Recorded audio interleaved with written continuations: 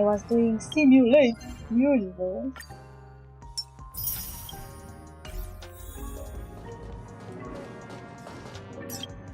Look, adventuring what I am doing for your sake. I keep doing simulated universe for those spears and ropes for adventure, and I keep getting not the ones I want because this game is rigged. I hate it.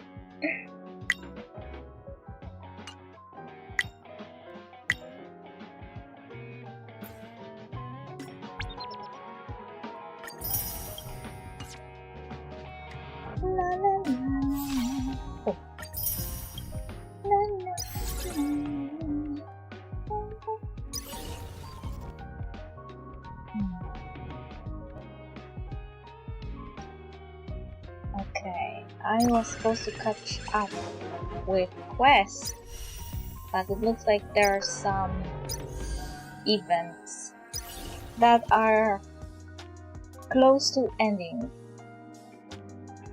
And there are remaining assignments 24.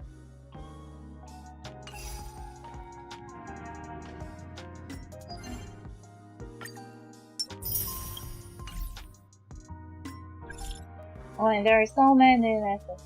I am not checking my phone in this game. I'm just hoping that nobody will write it.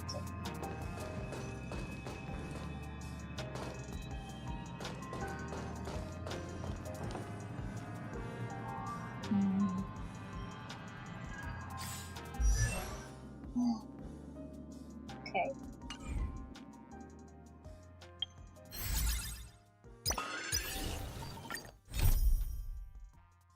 Earth space.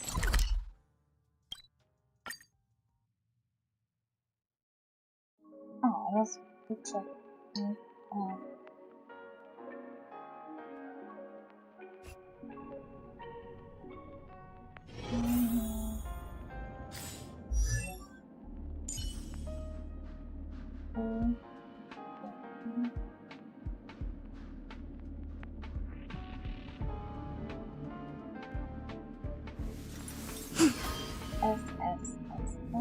Have a trigram on both ends. Okay, so the third to last line says is still third statement. Wow.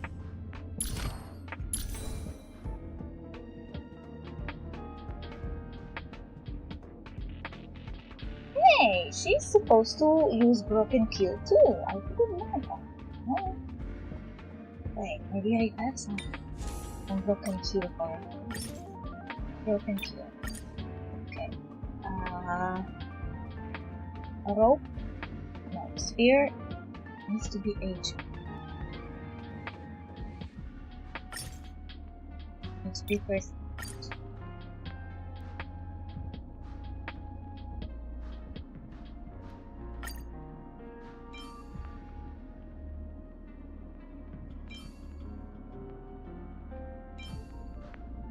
Well, I didn't get any.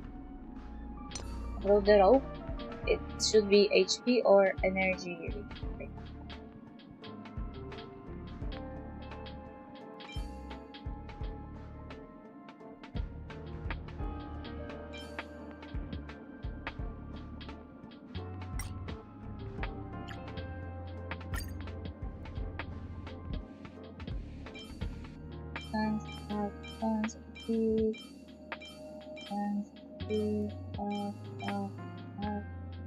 See, I keep getting what I don't want.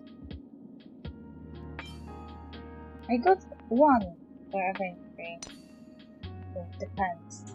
What was good?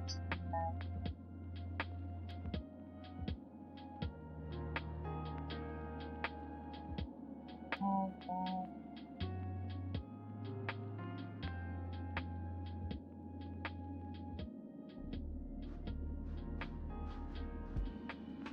Yes.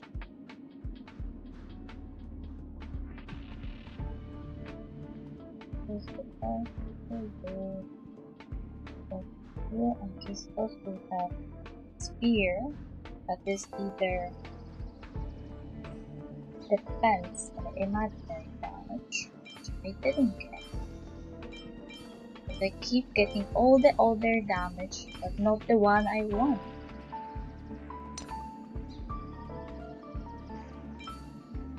And hope that is the end. Anyway.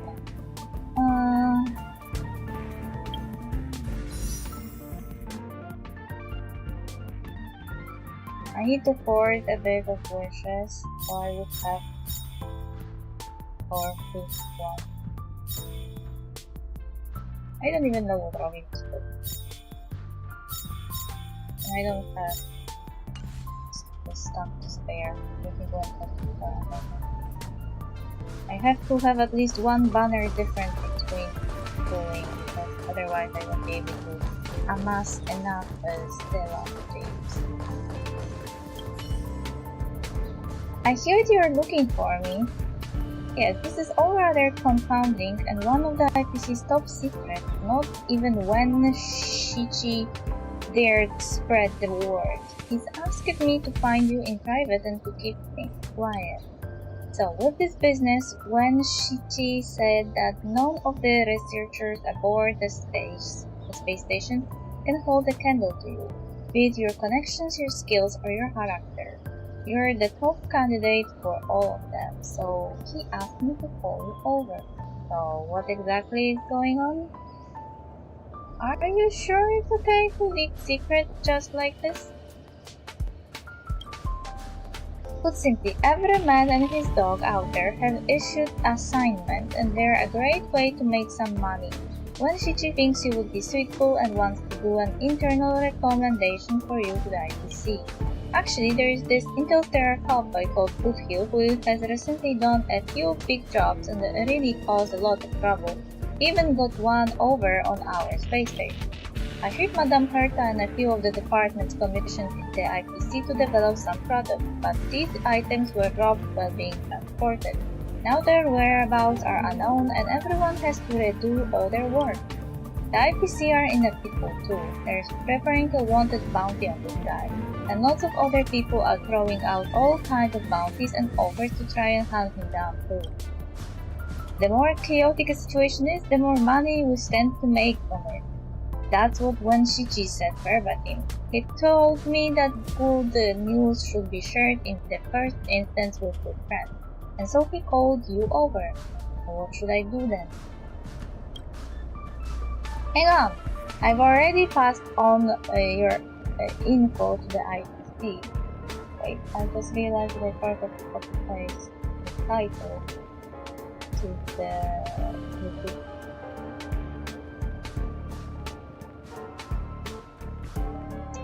YouTube video still has the yesterday title.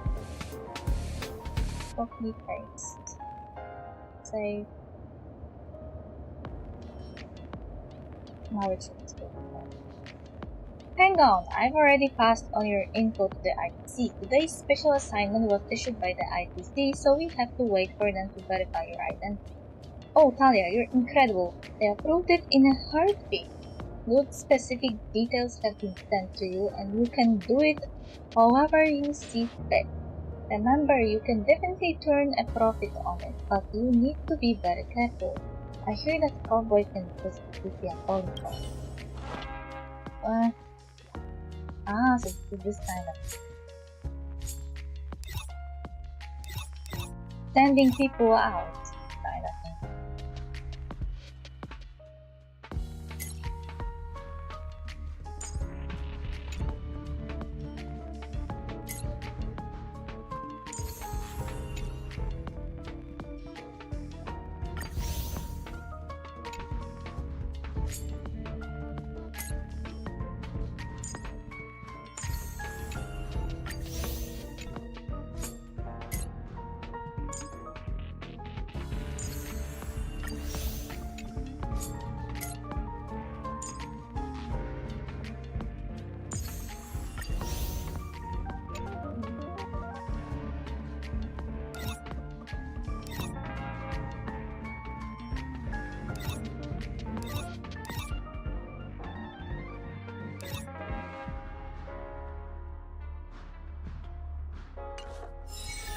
Okay, so this is this kind of thing. I guess we'll manage to do it. I hope so. Lucky thing and wow. Ah, so this is the picture from where they had the. This is the icon that shows all the three of the nameless that lived on Penacon. This is the watchmaker, Mikhail. This is the Tiernan, and this is Razalina. This is sad that none of them are still alive. The funny thing is that Tiernan looks a lot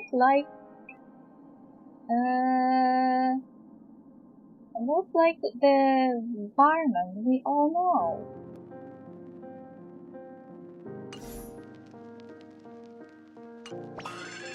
Now,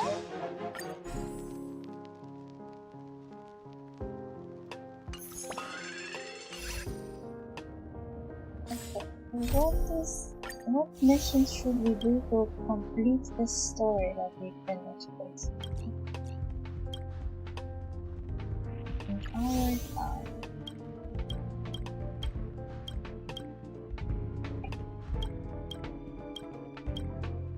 Dream song.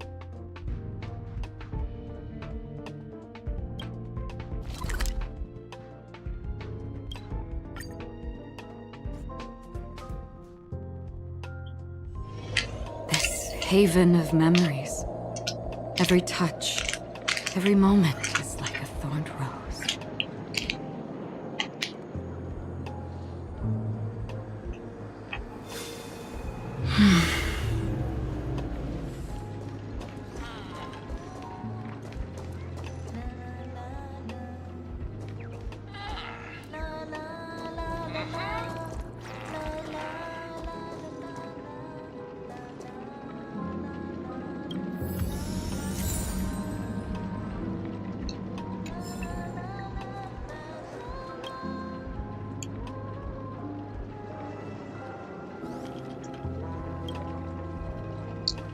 Grade 7 manhole cover, the manhole cover of the hunt, Lord.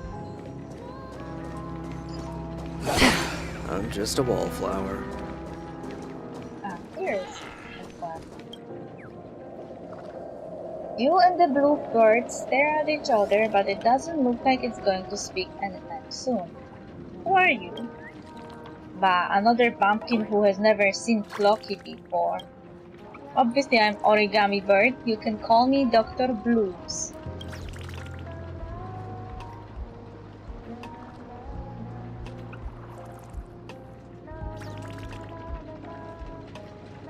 Never mind, since you're here, take this mission before leaving. Let's see, according to the plot, I should be playing the kind Origami Bird in this chapter, and you are the kind-hearted guest who helps me find my companions. But playing a bird is tiring, so I'm refusing this role. I'm busy enough fixing up Roseville.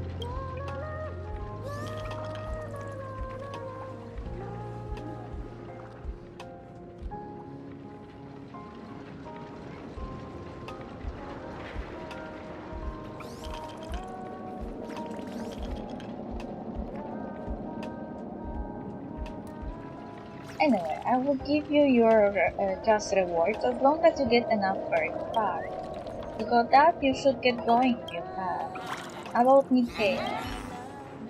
This hat looks like you have found the treasure that the watchmaker left behind. Does this mean that his last wishes are fulfilled? To tell Dr. Blues that all that has happened in Penacon with the Order's conspiracy and the last wishes of the watchmaker.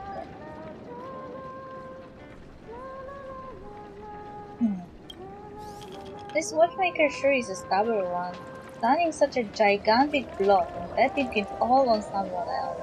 I never thought he would actually find the perfect ending after going around in such a huge circle.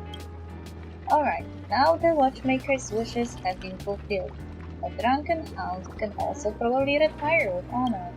And I'm the only bird left in this place again. You don't intend to leave? Me, I'm an origami. Don't you get it? the sort that can only appear in dreams. Penacony does not welcome birds that can't chirp, which is why I trusted the watchmaker's deception and built a new nest here. Later, he dragged a bunch of naysayers here, and this place became Dream Flag's Reef. To a certain extent, this is a grand heaven, specifically sheltering poor souls who could neither fit into the dreamscape nor leave the dream. Birds can be dream weavers too? That's right. Treasure all this, for Penacony will be hard-pressed to produce another dreamweaver as gifted as me. The bird before you suddenly goes mute. It is silent for a couple of seconds and its demeanor turns aloof. Forget it, it's none of your business. I'm very busy. Go find another unlucky soul to be your guide. Don't let me keep you. TikTok, get over here quick, Talia! Oh no.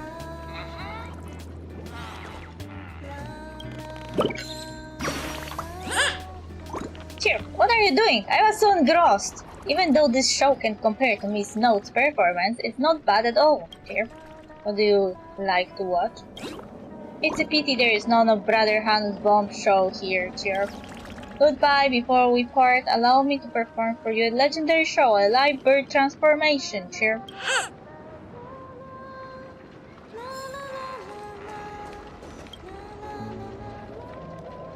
TikTok, something is wrong with Dr. Blues. It's completely different from when I saw it in Dreamville. It's missing something that an origami bird should have. Not just that, it seems like there is another soul inside that paper body. Maybe Dr. Blues is no ordinary origami bird. I've got a point. It's hard to say. I knew it! TikTok, if we are to search for Dr. Blue's past, we'll just have to start with the information it provides. A bird capable of building Dreamflag's Reef must not be an ordinary bird. Let's take a look at the place where Dreamweavers gather first, TikTok. We better look for a family member to ask about Dreamweaver.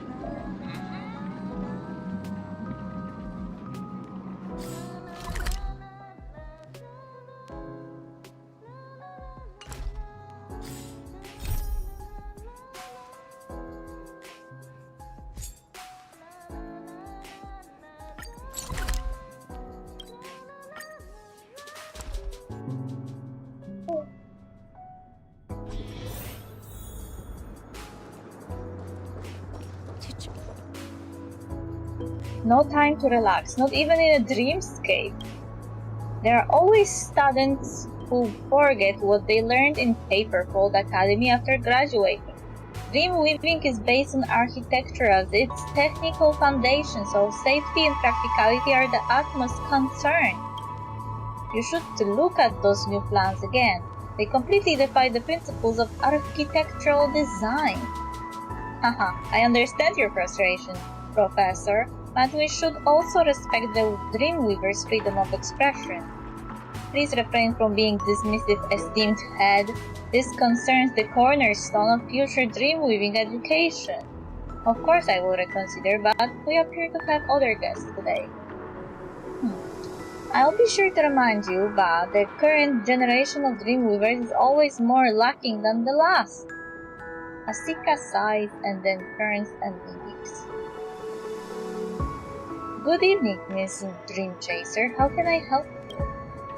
Esteemed head, I wish to learn how to weave dreams too. Can birds be dreamweavers?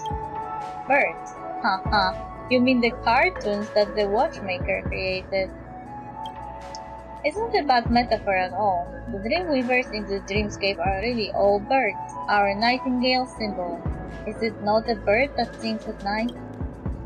In this dreamscape, birds are a symbol of dreamweavers. This sentiment has been expressed in objects of all sorts and shown up in some pieces of artistry, such as origami birds. That's right, art and reality always complement each other. According to what I know, the origami birds in Flocky's cartoon symbolize the dreamweaver that gave their all to build the dreamscape. Alas, few guests and dream chasers in Penacony show an interest in history. If you're interested, I've got some dream weaving stories of that era kept here. Search keywords Dream Chaser era Nightingale Dreamweaver. After many amber eras of chaos and war, Penacony decided to take its first step towards expanding the dreamscape. The great architect Glaucs arrived at Penacony following an invitation and began their search for a method to stabilize the dreamscape alongside fellow architects. It was at this moment that Penacony entered an age of rapid development historically known as the Dream Chaser era. The Dreamweaver project attracted outstanding talents from all across the cosmos. Early Dreamweavers came from all different walks of life. They gathered together in the Nightingale family and formulated countless wonderful concepts for the construction of the dreamscape. The Nightingale family head, Glaucs, led the most talented and brilliant Dreamweavers among them to design and build the prototype of the 12 dreamscapes of today. These Dreamweavers were known as the Origami Dreamweavers. Their creations remain in the Penacony dreamscape to this day. Joy, design pieces, the Reverie Hotel, the Moment of Oasis. Formerly a famous galactic architectural designer born into an artistic family from the Epsilon Cluster. Her designs emphasize external curvature and aesthetics as well as the artistic expression of the exterior. Her iconic work, The Reverie, was accused of plagiarism, although the plaintiff lost the case due to insufficient evidence. Joy's reputation was still ruined. Valve? I don't know how to read the name. Design pieces, Golden Hour, Gilded Hour.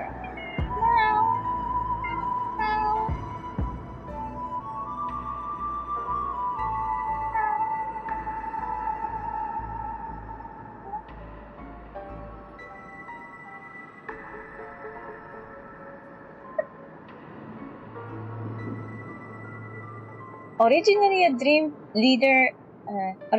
team leader in the technical development department of the Interastral Peace Corporation, he was fired due to a demolition experiment.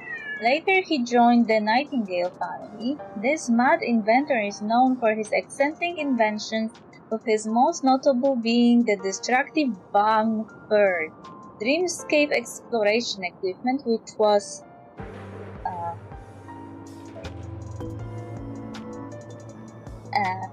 was discontinued due to significant safety hazards.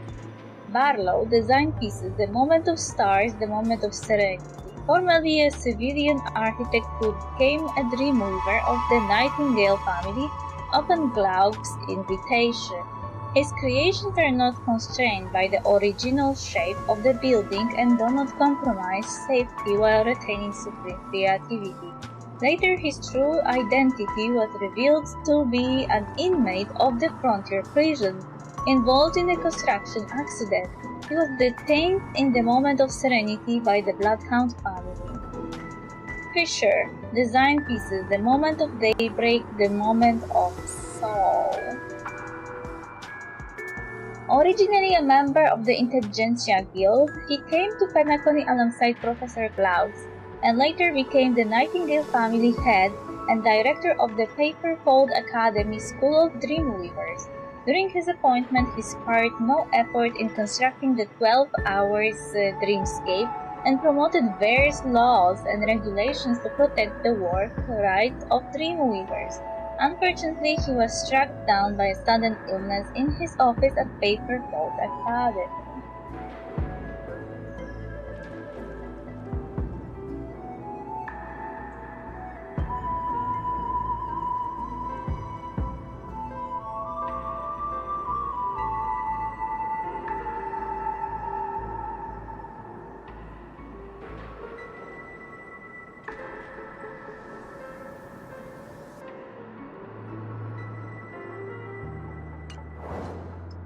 An old photograph slips out from one of the folded pages of the file stack.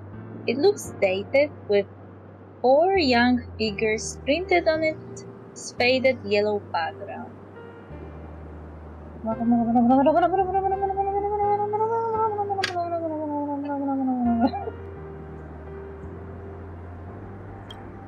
These 4 may just be origami dreamweavers mentioned in the file.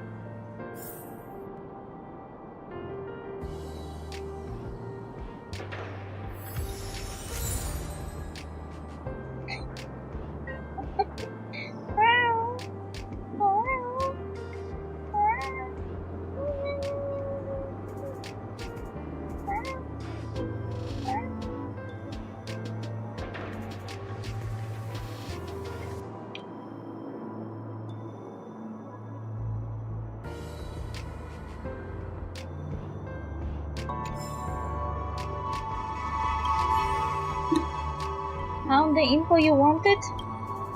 About this photo. Oh, this photo really brings back memories.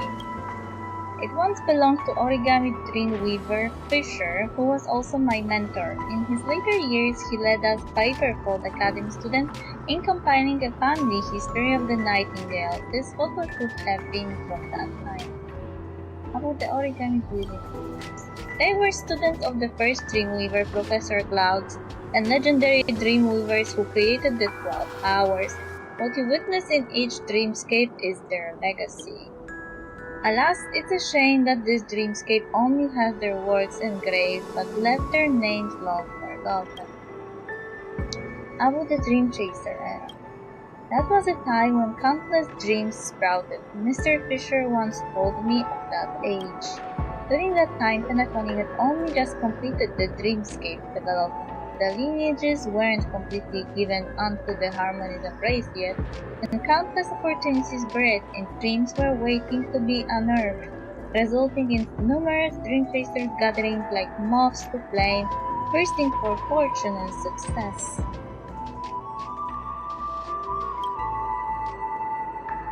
To build a true planet of festivities, Professor Glaucs, who was the Nightingale's family head, began recruiting the most stellar talents across the cosmos, leading them in the exploration of methods to modify the dreamscape of what you know as dream-weaving technology. His 4 most outstanding students were coined the origami dreamweavers. They were architects, but first and foremost they were great dream chasers who conquered the dreamscape. I'm about done with my questions. This may just be my speculation, but the original inspiration for those leader birds in the Clocky cartoons, they were these origami dreamweavers. Hang on, the numbers don't add up. Origami birds come in 5 colors, but there are only 4 legendary dreamweavers a year. Which one is Dr. Who's exactly? About this, I'm not too sure either. If you're interested, you may wish to speak out the truth it yourself. Time will call the colors of past tales to fade, buried by extravagance and embellishment. Young one, I'm very glad that you still remember that. I will lend you this photograph for now. I hope you can unearth the history behind this matter. So the origami bird's original form is Nightingale. Was Dr. Blues also once the family's dreamweaver? Time to go back to the Dreamfluxolith and ask it.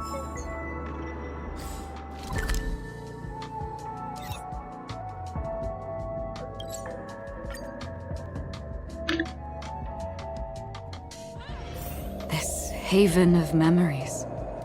Every touch, every moment is like a thorned rose.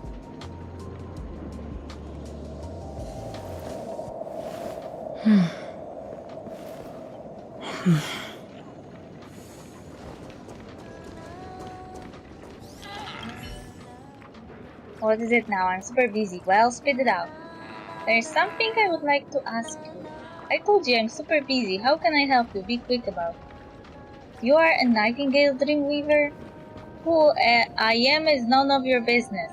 If you have got time to spare, you might as well go look for Dreamflux Reef's origami bird. Oh, Dr. Blue's the faded photo. Where did you get this photograph from? I already told you I'm very busy. The bird is dumbfounded. This is the first time you see the definition of bewilderment written all over that origami face. This is my photo. No, it seems different. You're not in it? This isn't my photo, but I recognize. No, I'm very familiar with these few. I've even found some information from the past. The Dreamweaver Archives. What's all this nonsense about? The true nightingales weren't like this at all. What were you like? I don't remember. Oh no, I've been a bird for so long, it's as if I've forgotten something important. Well then, you should let me help you. No, I've seen what Floki does. Letting someone into your brain? That's disgusting. No. The bird regains its sly expression. Honestly, it's the most unpleasant cartoon character you have ever seen, hands down. If a good cop won't work, guess I'll have to go bad cop then. Clockwork forced activation.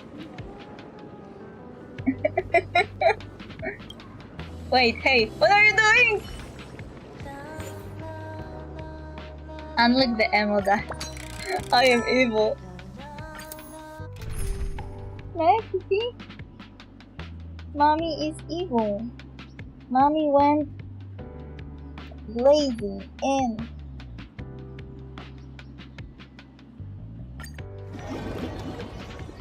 Guns and blazing.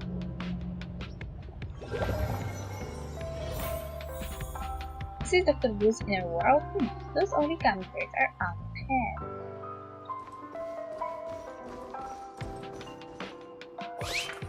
Kind guest, may I ask if you have seen an origami bird? A rotten, raffled origami bird that looks just like us. Chirp, chirp. I see 4 standing before me. They're not the same. That child has blue feathers. Chirp. Origami birds pick up branches, refer the great tree, and build nests. The great tree's maze is dwindling, and only birds know the shortcut between leaves. Chirp. But this poor child hasn't learned the way home, and it got lost in the labyrinth. Please, guess, help look for that child. Chirp.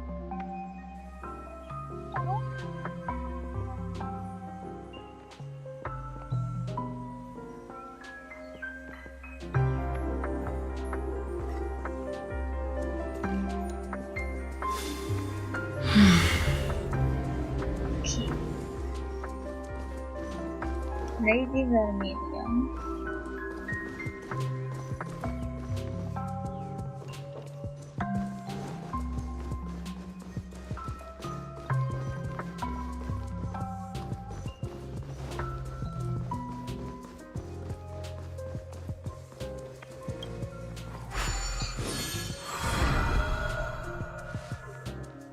Looks like I'm inside Dr. Blue's memories already. Better check where this is first.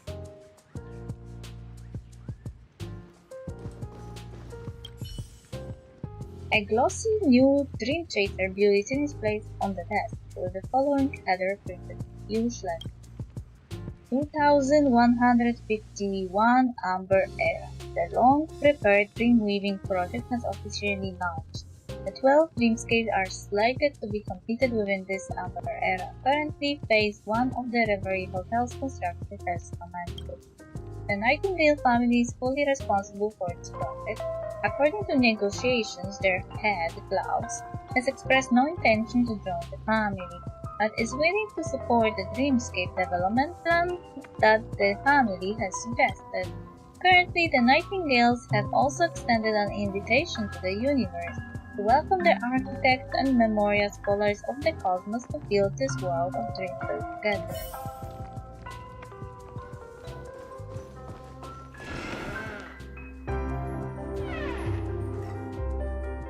I never heard of anyone who brings their kids to the construction site.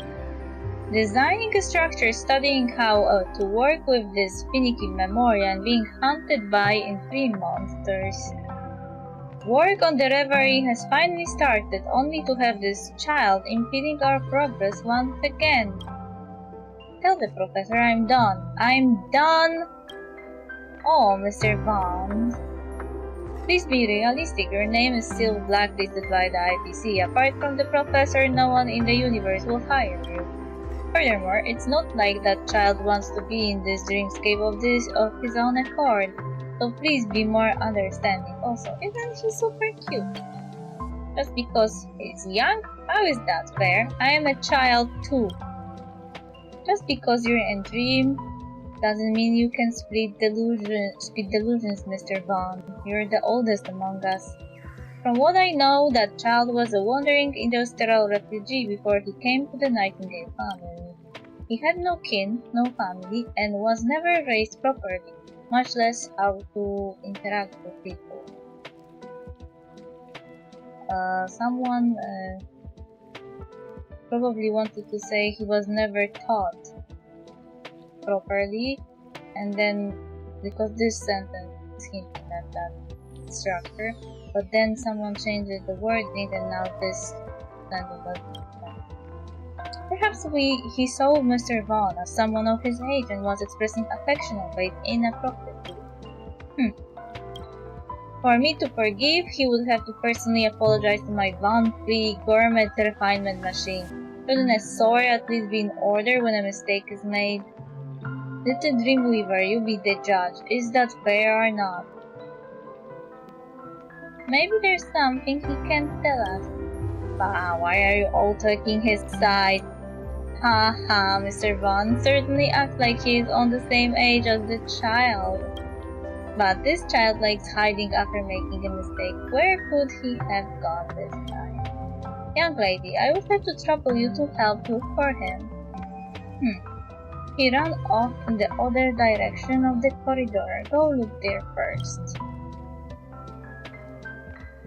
Joy and Vaughn, blah blah blah.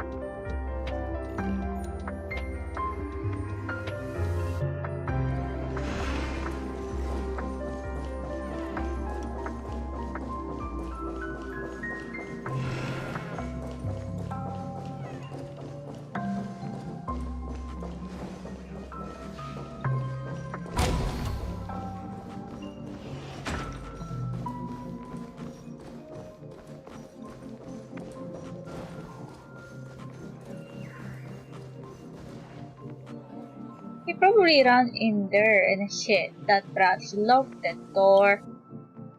I will blast the door open then. Hold on, Mr. Bond. To my knowledge, the reverie blueprints did not map out this area. If I am not wrong, this room was probably made by the child himself. What do you mean? Mr. Glax also taught the kid to weave dreams? No. This is probably something the child figured out himself. Interesting, I've never seen such a construction method before. Something doesn't feel right. What are you thinking? Haha, how about we play along with this child's riddles? We might get a pleasant surprise out of it. And if I refuse, then there might come a day when Mr. Glaus accidentally finds out about the Professor O merchandise that you have got stashed in your room. Stop! Alright, I will go with your plan. You better not let anyone know. Mr. Glax has always disliked that watchmaker drawn all. I had such a hard time nabbing the Professor's limited edition merch without Glaus noticing. Ahaha, let's go then. We should look for the jigsaw key that the child hid.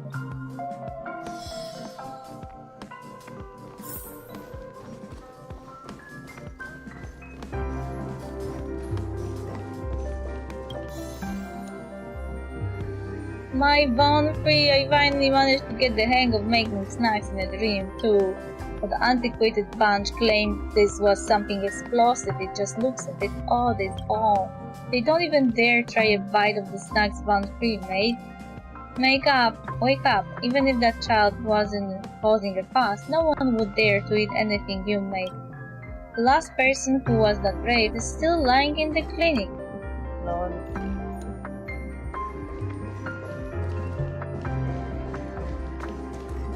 Very unsafe food. On the bookshelf is a handbook named Dreamscape Construction Guide. The scribbling on it is half the dark, like many people were using it at the same time. A line stands out on the title page. There are countless guidelines to dream weaving, but making it interesting is the top priority.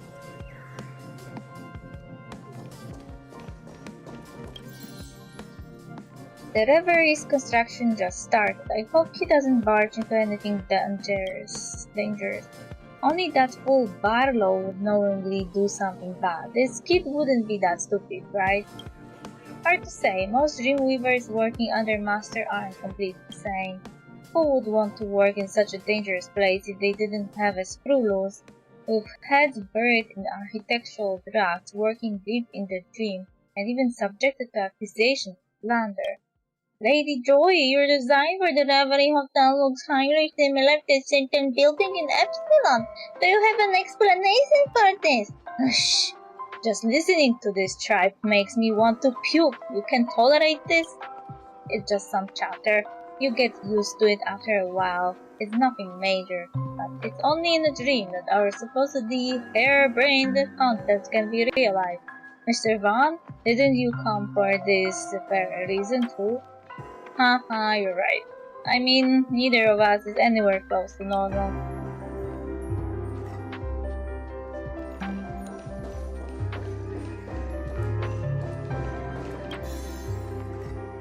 Wow, memorial refactoring, memetic synthesis, light con materials. He actually constructed all these concepts that existed only in the Garden of Recollection. Not too shabby. Where did this kid learn his dream-weaving techniques? Probably while we were working. He has always been lurking by the side watching us work. I hope this child was as curious so I didn't keep him out of earshot during our architectural conversation. Turns out he memorized it all.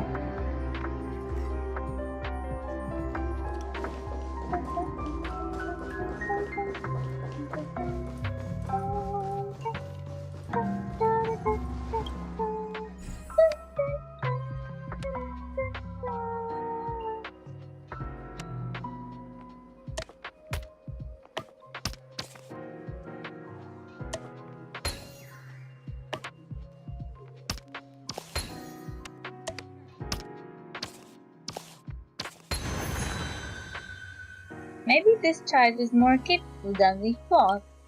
We need to focus. What now? Do we break the door open? Joy makes her head bend down.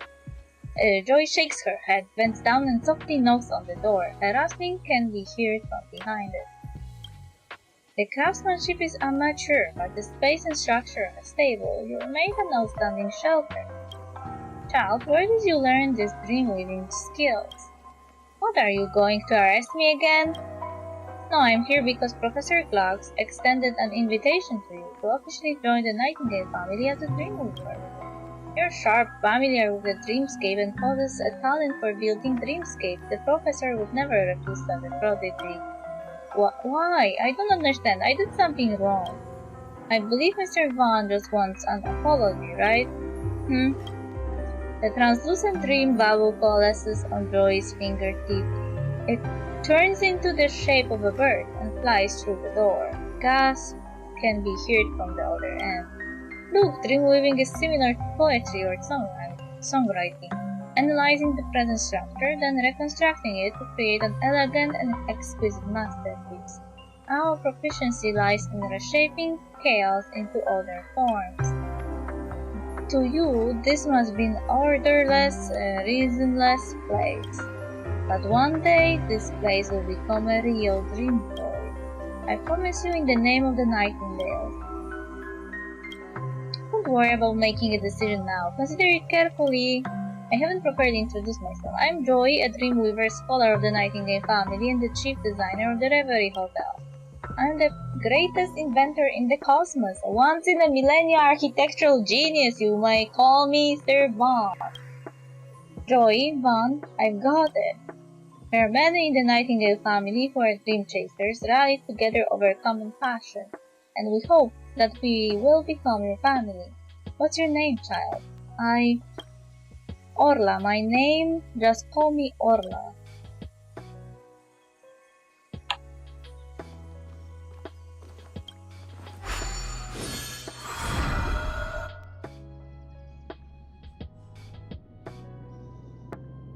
Orla, that's probably Dr. Bruce's real name. He was invited by the two Dreamweavers to join the Nightingale family. I just got an email.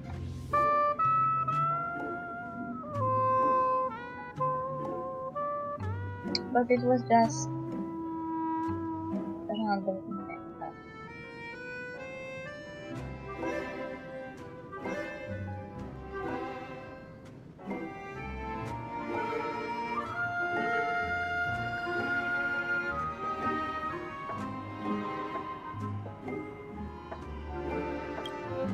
And Joy and Vaughn, the personalities of these two origami dreamweavers, are also quite different from what was described in the file. And just as Sir Whittaker said, that real history will always be ground down by time. Maybe I should record her.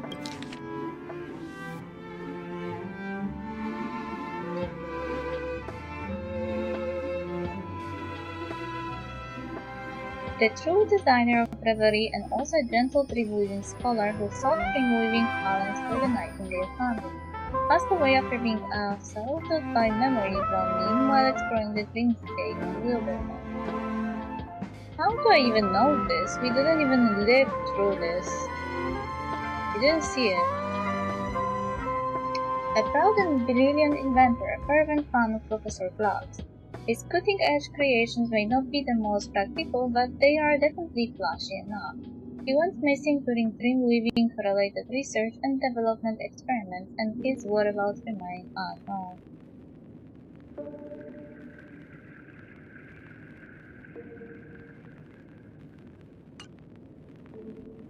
Huh! That blue bird in the distance, is that the third blue?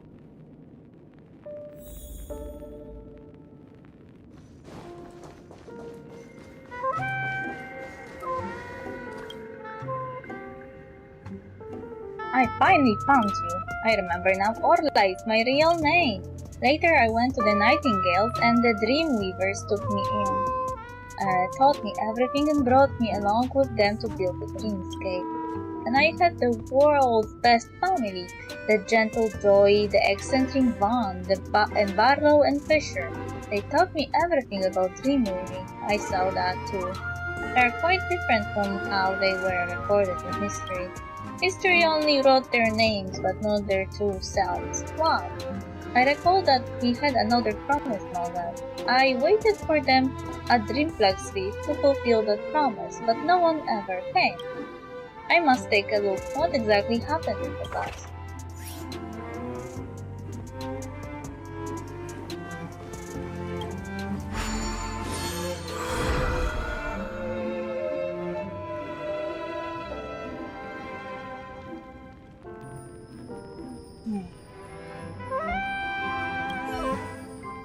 A mildly worn Dream Chaser bulletin rests on the table, with a news headline printed in its middle. The completed Reverie Hotel has opened. The inaugural Charmony Festival was successfully held, and all family members witnessed the descent of the avatar of the Charmony. Construction of the 12 hours of the Dreamscape is almost near its end. The Oak family head Gopherwood declares the unity of the 5 major lineages. Will the Nightingale join the family? Well, I guess they didn't.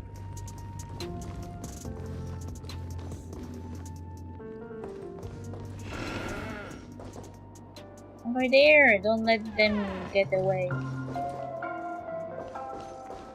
Sinner. Sinner?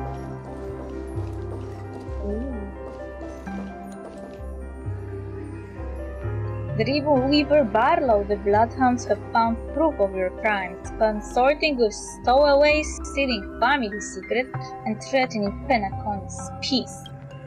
Each crime is enough to send you back to jail. Come with me to the pavilion to receive judgment. Ha! You hounds sure are cocky. You found a way to pin these crimes on me with the warrant that the Oaks just issued? You were a prisoner to begin with. The family vouched for you and gave you a new lease on life. But you didn't treasure it. I didn't treasure it. Ha! Ha ha! What a bunch of lapdogs. Vouch for? What a joke. It was Old Man Glugs who bailed me out of prison, stealing secrets, threatening peace, more wild accusations. When did the Nightingale's dream-weaving methods belong to you? And you were so hospitable when you were using me, haha. Even the Dream Joe troop should learn from you when it comes to betrayal. Arresting you is for the sake of the Dreamscape's safety, of course. Joy was attacked by memes, Van went missing during an experiment, and Fisher was being muzzled by you lot. Was that for safety too? The family's governance is what contributed to this dreamscape development. The dreamscape needs stability and prosperity, not radicals like you who sow chaos. Surrender. And what if I refuse? If you detain me using violence, that's a slight on the Nightingale, a breach of the creed of the unity of the 5 major lineages. Will your family head be able to bear this responsibility? Of course we wouldn't defy orders, but a memories on meme that does not belong to any family wouldn't think that way. Oh no, the person is in danger.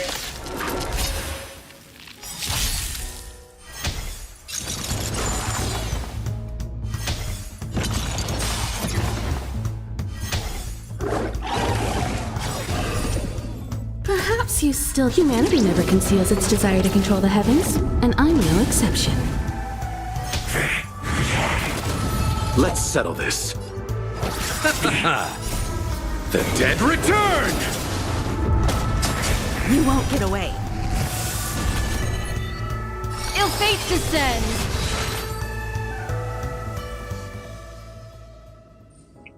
Thanks, you got rid of them. Thank you for your help, you are. I'm Orla's friend. As someone who happened to be passing by. A close associate of both Red. Anyway, thank you very much for your help.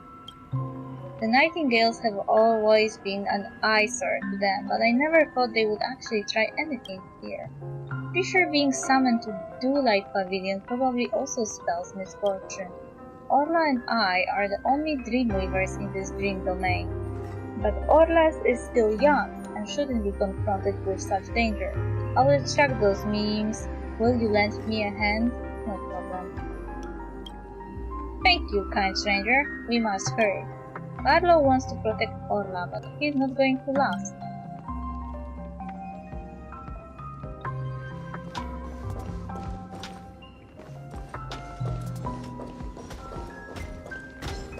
Stream forth, the gleam of old blades.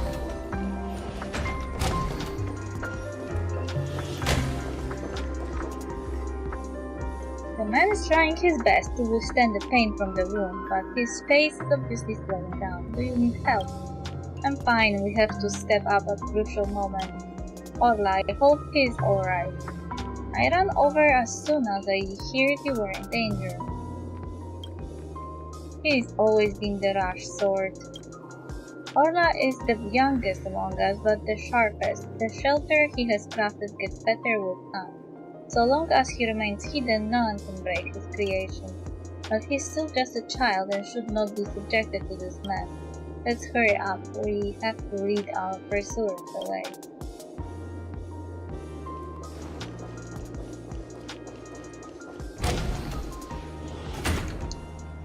Darn, those hung noses sure are troublesome. Get ready for another fight.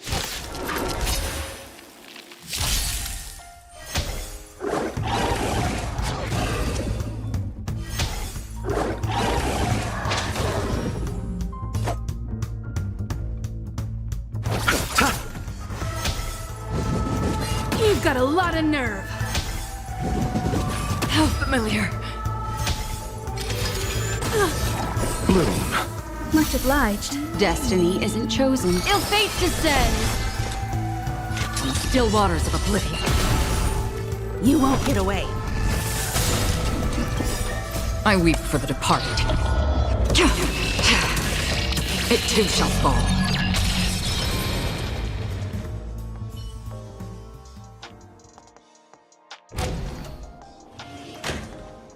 The memes numbers are increasing. The reinforcements should be here in a minute. We have to run. Sorry, I might have to stop here. You look down at some point, the man's body got covered in wounds. He can no longer move his legs. I'll stay behind and keep them busy. Run. Orla is hiding spots should be nearby. I know the shortcut to get there. No reason to sacrifice 2 lives here. If you get a chance to see Orla, tell him I'm sorry I couldn't keep the promise to keep trading with him.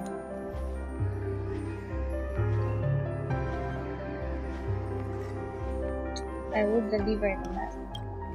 The child's family is being whittled down. You can't keep him safe anymore. If you could, please help him out whenever possible in the future. Thank you and goodbye, nameless Welsh. This is Dreamweaver Barlow's end. Barlow was no vainglorious traitor. He was a hero who fought for his companions till he lost moment. His story deserves to be recorded.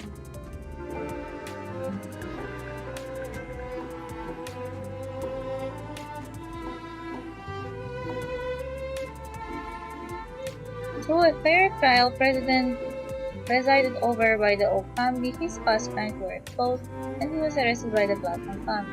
He passed away before finishing his sentence.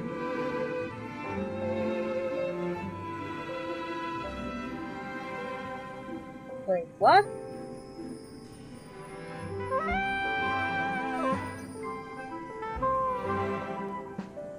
Didn't we just witness something completely else?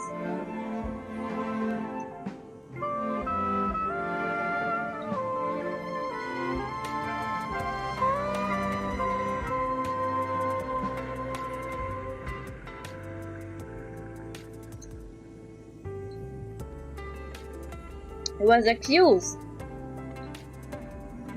of something that wasn't even a crime. And he died protecting his friends. Why is it like this? This doesn't make sense.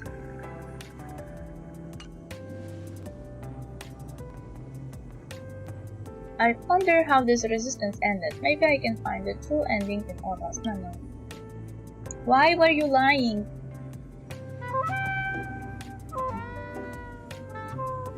Why is Game lying that he had a fair trial? That wasn't a fair trial. That looked like a setup.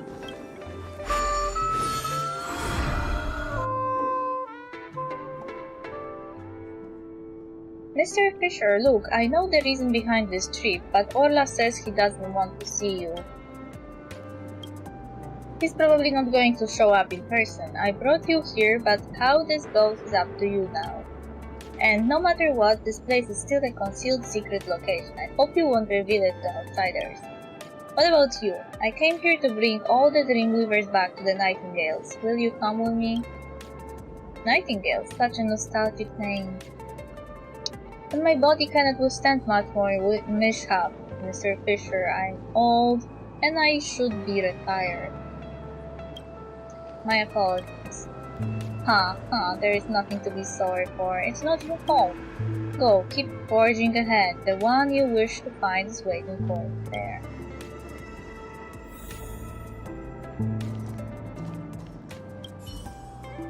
A stack of torn Dream Chaser bulletins lying by the roadside, with reports from different times mixed in. Nightingale family head Glaucus retires.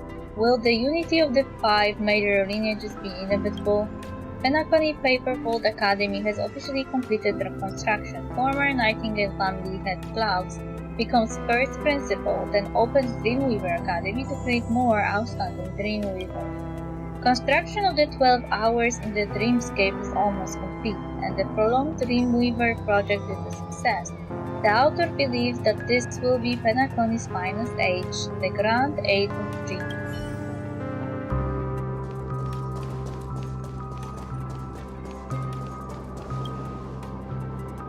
Excuse me, miss, do you know the Dreamweaver that built this place?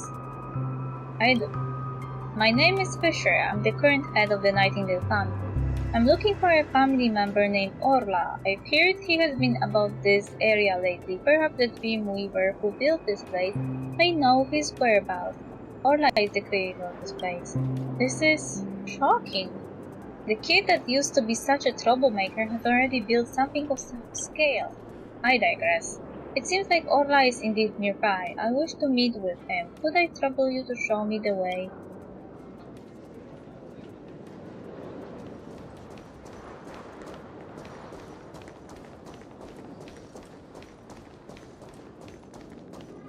Be able to erect such a massive stronghold at the bottom of the Dreamscape. And this goes to everyone. Orla may have become a full-fledged Dreamweaver as well. A while back, it wasn't really peaceful out there. Many Dreamweavers became involved in this. Orla was good friends with those Dreamweavers who were affected. And he also got caught up in this mess. Good thing he's fine. In any case, the situation outside has calmed down. Orla doesn't have to hide in the crevices of the dreamscape. He can go home now. I'm here to take him home.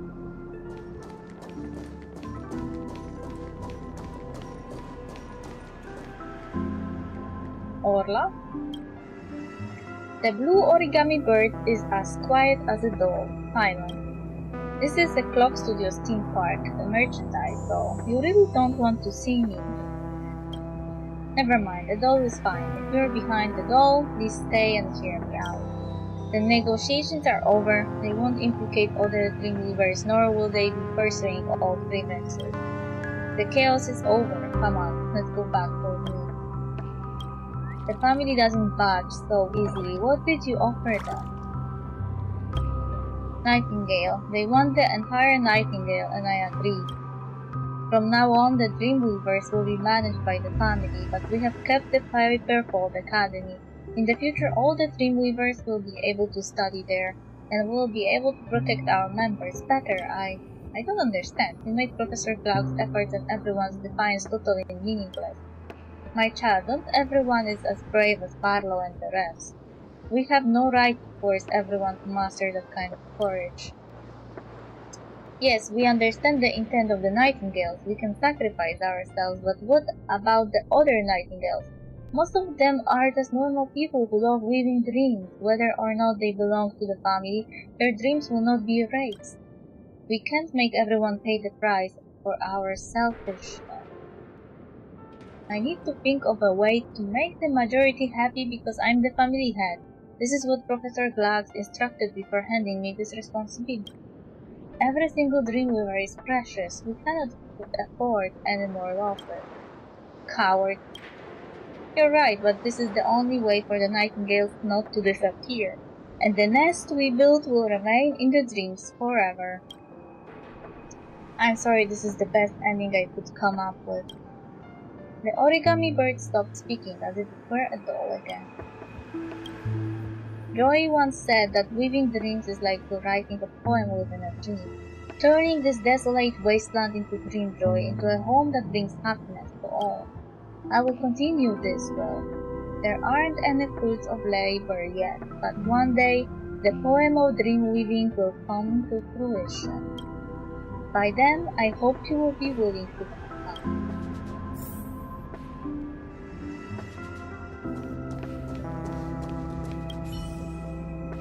Orla doesn't wish to speak to me anymore. Can you help me convince him?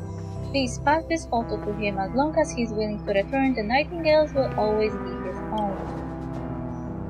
It's a familiar photo. It once opened Dr. Blue's heart. Maybe it can open Orla's too.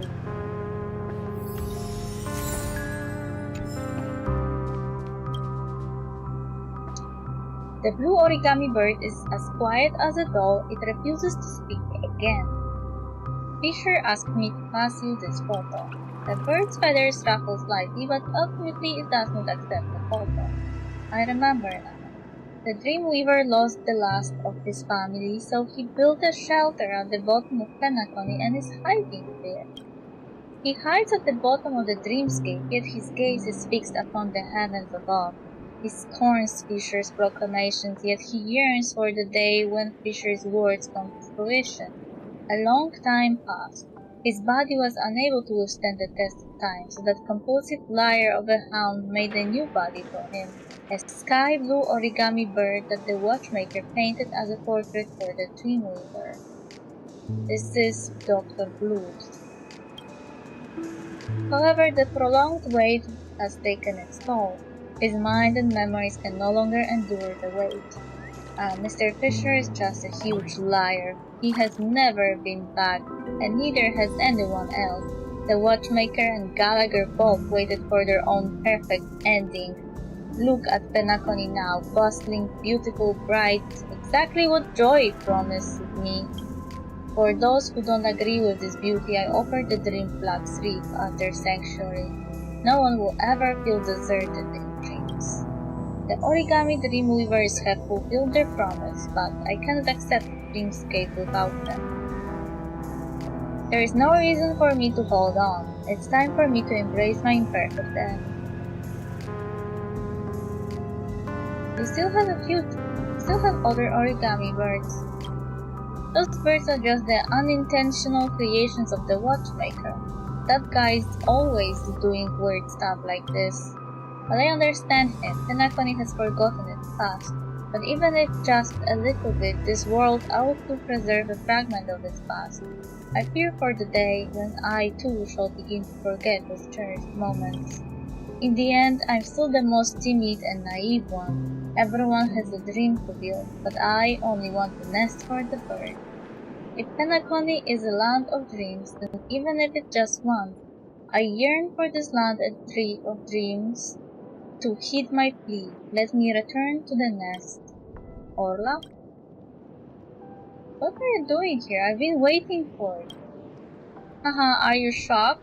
Come try my new Bone 4. Fully improved and upgraded. You're the only one who hasn't tried it. You guys are here to pick me up. Haha, didn't we agree to meet up there? I waited so long and didn't see anyone, so I decided to come straight down. I'm not leaving again, and in this dreamscape we shall never be separated again. Yes, my friends, here I come. The bird flaps its wings, its body slowly becoming transparent, its mimetic body gradually drifting away. Orla's will is failing. If this continues, he will be consumed by his own dreamscape.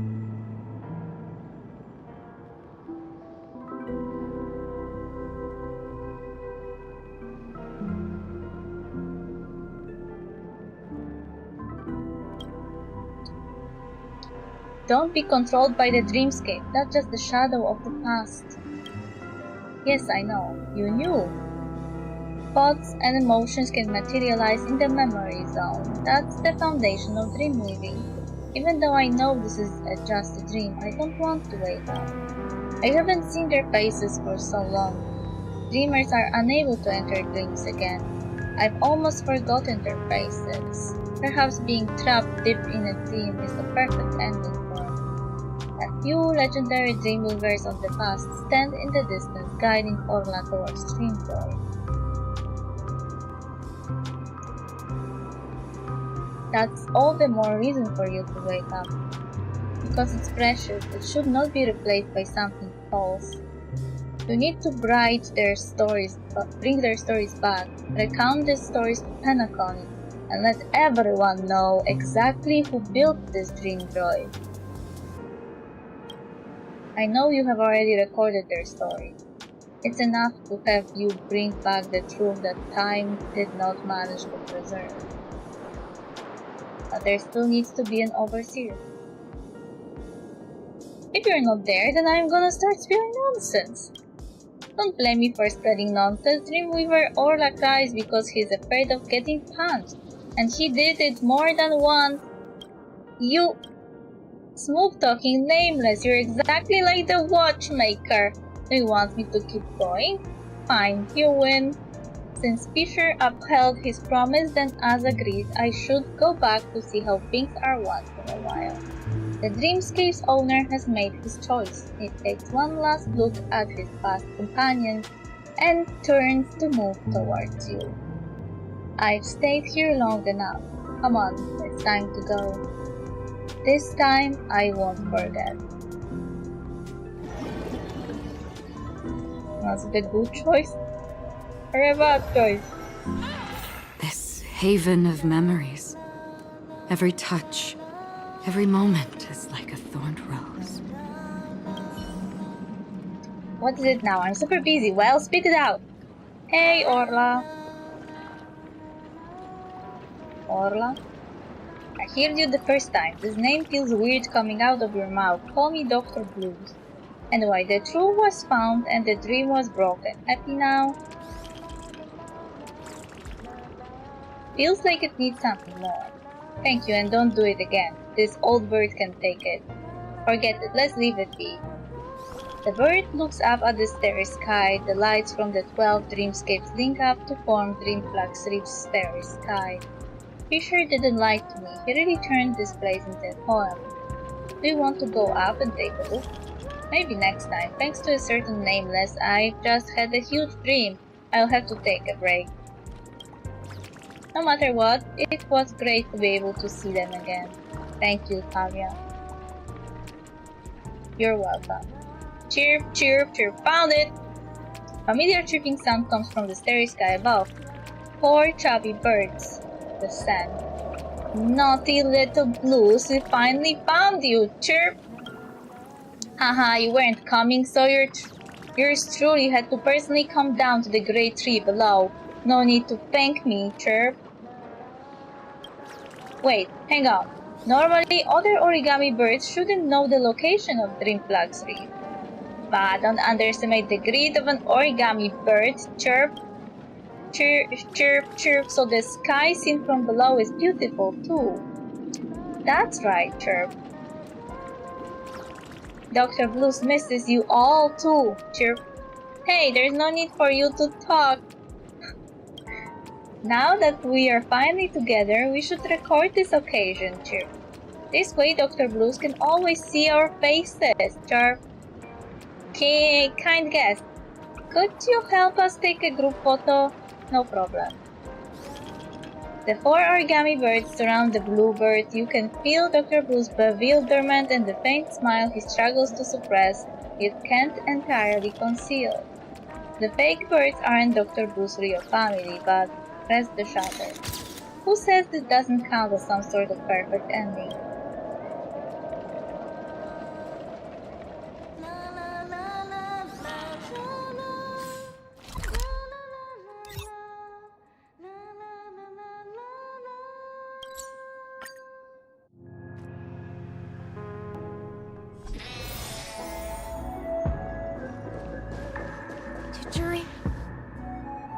We meet again, madame. I'm here to return the file. You're back faster than I thought. Is the investigation over already? Yes, I'm done with the investigation. Tell Sir Whittaker about the Dream Chaser Errata the long-exhibited Dreamweaver, and the truest form of those people which was unrecorded in history. Unrecorded. I see. Mr. Fisher, the former family head, did not tell me about this past. I thank you for this record. I will keep it secure. Will you publish this record?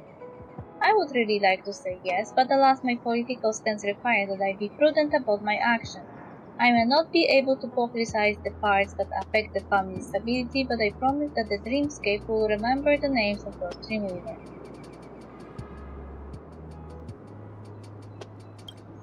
I pity that even the Dreamscape Tenacan is unable to fulfill everyone's wishes. But my mentor, Mr. Fisher, once told me this. I hope it can bring you some sort of comfort. If you stumble when weaving dreams, look up. Look upon this vast dreamscape and tell yourself that your endeavors are never in vain. One day they shall be woven together into a celestial tapestry, casting radiant light into the depths of another's eyes. May you find your own nest and write your own poem.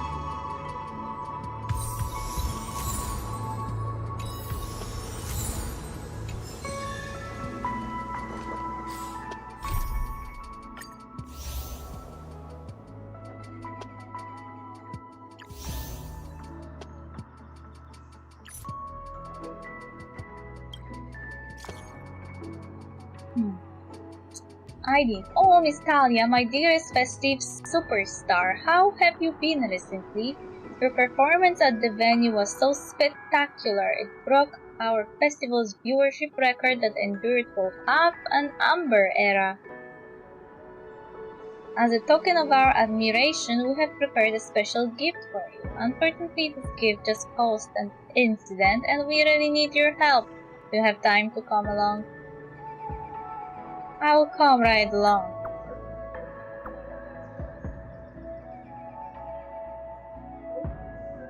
I will be at this Courtsand Live studio awaiting your arrival.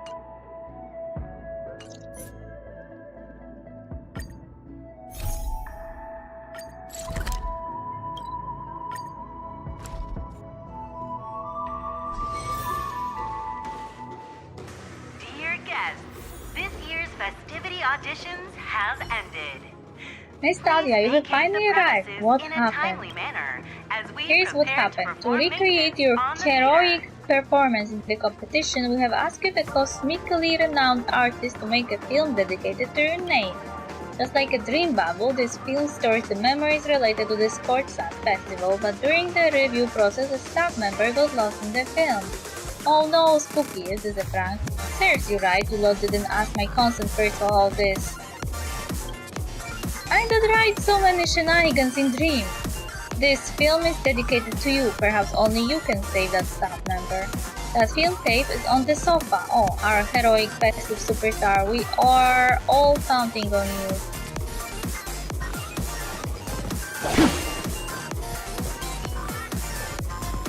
A gleaming tape, metallic in its luster, adorned with a peculiar design on its cover, like some kind of amphibian's eye, fixated upon you. As you gaze into the eye, peculiar whispers reach your ears. Frog, frog, frog, frog. It was the sound of a frog. Touch the tape. The strange eye blinked thrice. No doubt you saw it right. 3 blinks. Your head spins as ripples cascade from the unraveling tape, transforming this place into an enchanting pool. Reality is a dream trapped in a cage. Our destiny cannot be rewound. To propel the plot of life, one must constantly choose, only to be bound by their own choices with no right to regret. But films are untamed dreams, predetermined destinies that can be freely stitched together, reconstructed, and replayed. In the films, prisoners of reality find solace, mending regrets between frames. Talia, my dear protagonist, thank you for your performance in this not yet finished art piece. Warning, non-protagonist actors who trespass on the scene will be demoted to nameless supporting characters and will unfortunately not be given any more scenes. Interactive movie Sports on Vacation. Even now, the world is still filled with characters that we have played. What happened? Am I already in the film? Am I seeing things? Is that...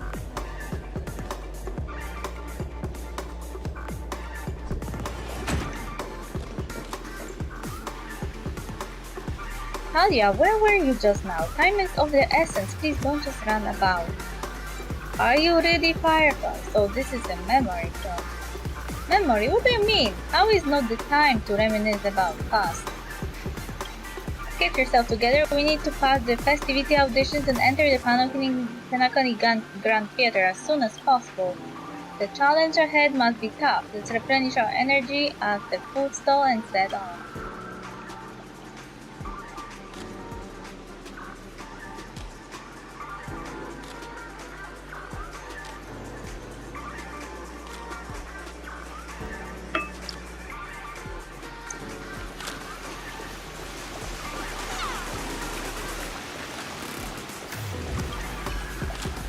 We are here. Grab a bottle of Salt Glad and make your dreams a blast. The road ahead can be quite tough, but not buy some tasty snacks to replenish yourself. Wait, stop. The road ahead can be quite tough. There's no ease. Why not buy some tasty snacks to replenish yourself? He was right. We need to fill up first before taking on this final challenge. This time it's on me. Thanks, that's very nice of you. Let me treat you this time. You're the best. I'll just have a small bite.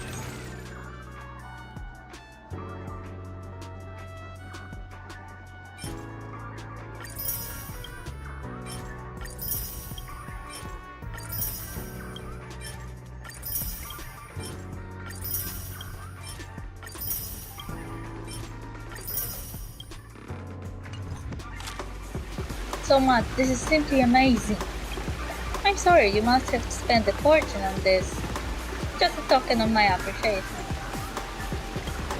Next meal is on me when Penacony's chaos has been quelled. Time is of the essence. Let's eat while we walk.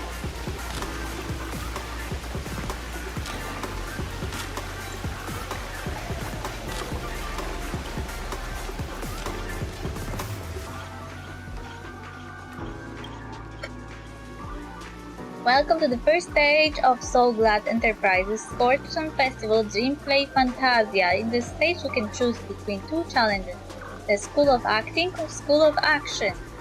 In the School of Acting challenge you have to complete performances from 3 scripts and move the panel of judges. In the School of Action challenge you have to defeat 3 groups of enemies convincingly and reach the end. Now please begin your selection. Cut. Something the matter? Dear protagonist, your destiny is being rewritten. Why dwell upon worthless choices for the thrill of the story? Next scene can only be a brand new beat. Now we will select the challenge suitable for you. Best of luck. I guess there is no choice. Game without choices.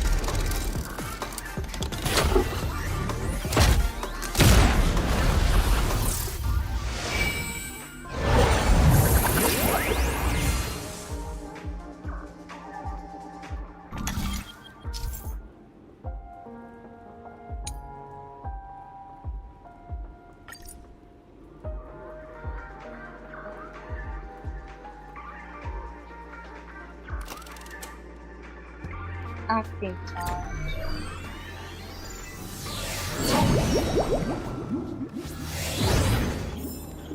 The stage of dreams for those who dare to dream. Welcome to the School Art Fantasia. Competitors, allow me to introduce the rules of this challenge to you. There are 3 stages up ahead. On each you will find an outline of a script. These 3 scripts were written by the legendary watchmaker and depict various stories from the Penacony's era of pioneering. Your task is to bring those moments to life, find the right words, and act convincingly to make the judges feel the script's intended emotion. I wish you a successful performance.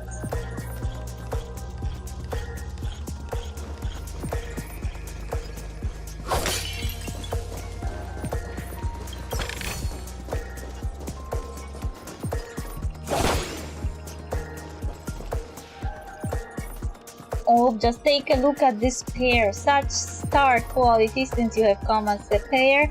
I will prep a 2-person scene for you. You two, are you ready? Ready. Envision that you both, driven by the spirit of exploration, are arriving at the land of dreams that is Penacony for the first time.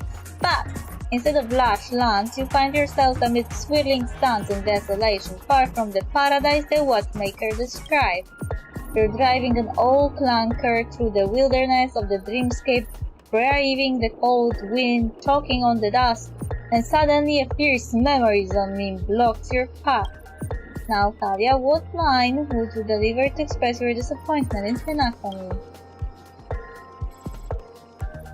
Great, I love living on the wild side! A brutish creature, quick, let's run it over!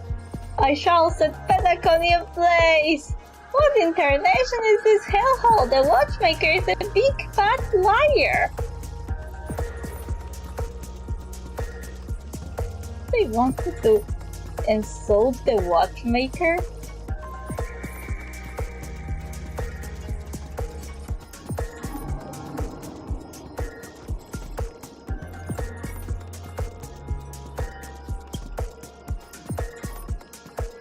Let's get serious, this is no joking matter.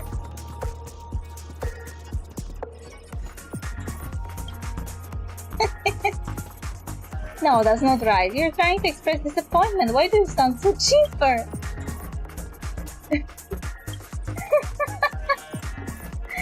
Oh, do you usually express disappointment this way? Very good. Now, though you're disappointed, your screen partner is conversely very enthusiastic. Now, young lady, you will say, "This is great, I love living on the wild side." Very good, very intense. And then we cut to the story's next scene. You find a job mending the rails, but the days are long and your endurance can't keep up, and you finally collapse in the endless expanse of desert. Suddenly, sweet rain falls from the sky, wetting your lips and rousing your spirits. Now, Talia, what line will best express your surprise at this moment? Wowie, Penacony, my Penacony, you truly abound with opportunities. Let me die of thirst instead. Perhaps we were never meant to succeed.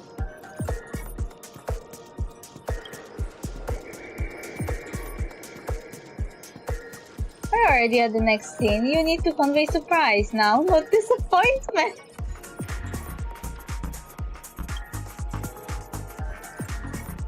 That's not right. That line doesn't sound very surprised. That one isn't surprised either.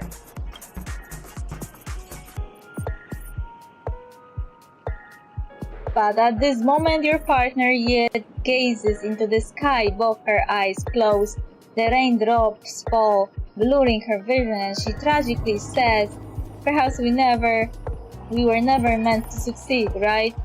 Fantastic, both of you have an incredibly solid foundation dialogue delivery. However, lines aren't everything in the performance. Please continue the story on the second stage.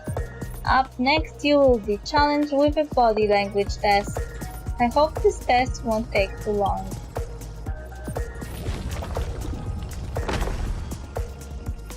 I feel coerced. Those dialogues weren't even expressing what they said they will.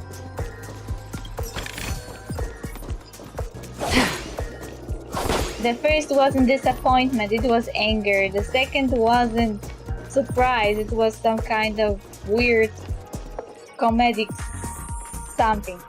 Here you two are required to skillfully utilize body language to portray the narrative subtext I laid out for you. Picking up from where we left off, a heavy downpour saves you both while you are stranded in the desert. This rain quenches the anger in your heart. You look to your companion, now completely devoid of fighting spirit, wanting to comfort her. At this moment, what should you do to make her laugh? Pat her head, tell a dad joke, stand up and prepare to move out. Take out the transformer and prepare to transform. Roll about in the sun. What? Right answer. Your companion sees you rolling about in the sun and thinks about the arduous obstacles along the journey. She can't help but let loose a laugh, rekindling hope in her heart, and so this girl reaches, "I'm gonna get back on my feet and keep moving forward." A tug at the heartstrings, the story continues to develop. The heavy rain leads you both to sense a business opportunity, so you start venturing into the umbrella industry. But just as the business begins to pick up, competitors start flooding the market with low-priced goods, squeezing your market share. That story took a turn for the weird very quickly. What has the desert or the rain barely ever falls have to do with the umbrella business? Like, how awful that business would have to be. To sell umbrella only once in a while, in like 6 months. You have no choice. The goods you stockpile at high prices have to be sold at a loss. This is a pretty self-destructive move which drives your business to the brink of bankruptcy. At this moment, what should you, who refuses to admit defeat, decide to do? Leave dejectedly. Get on my knees and grovel. Stand up and smack the table. You slam the table and rise up. They think you will back down? Impossible! Dream chasers can be knocked down, but never knocked out. Fantastic! But it's a pity your friend does not agree. Seeing that you're up to your eyeballs in debt, she sees nothing but despair in her future, and then... I leave Penacony in utter disappointment, is that okay? Of course, absolutely, I was this close to tears. Both of you possess exceptional acting talent. However, the true test is yet to come. You're about to encounter the harshest judge this show has ever seen. You will need to rely on perfect performances if you want to win them over. That story doesn't make sense. That story is nonsense.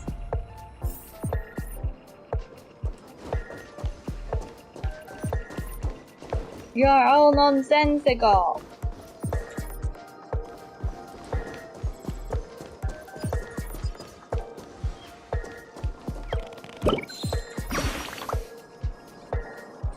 The show is about to begin, chirp. My dear, this is Dreamwheel's place of opportunity, the scorched and wonderland that everyone is talking about. Those bad beardies must have done that. Just look at this barren wasteland, not even a pebble for nest building to be found. This minor setback is going to deter this brave beardie? Never. Sorry dear, I simply can't stand this downtrodden life. I'm going back to the great tree. Please, don't leave me alone. I want to live with you.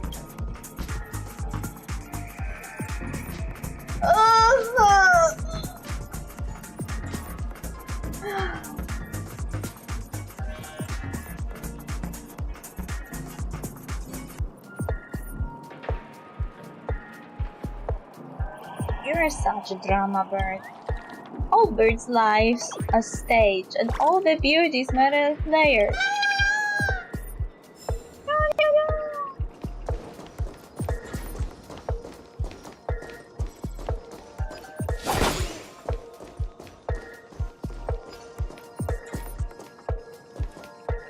What is this? I am afraid. Legends speak of how Scorchen's Hall builders concealed the treasure within its walls, awaiting discovery by an exceptional contestant like yourself. I hear that if you press the right mechanism, you will be able to trigger the surprises that they have left behind. Here is a clue. Please read it carefully. Go to the audition shuttle in the audition plaza, make a first choice, head to the end of the road, and confront your nemesis. Okay.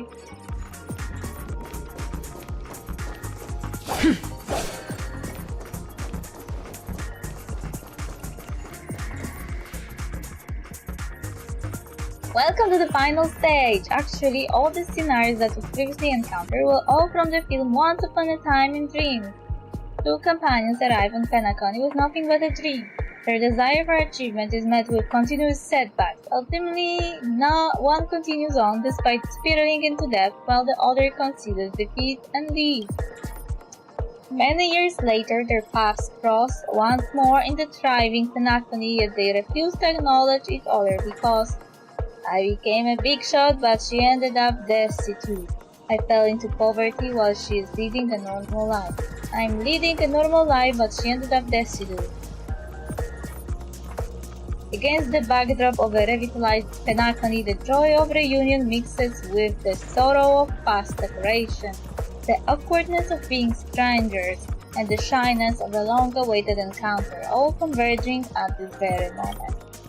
Give it a shot. Try and convey this bittersweet scene to me. Bring it to life with precise and emotive acting. We're not professional actors, so I think it will be hard for us to pass. Why don't you try that thing you do, the clockwork?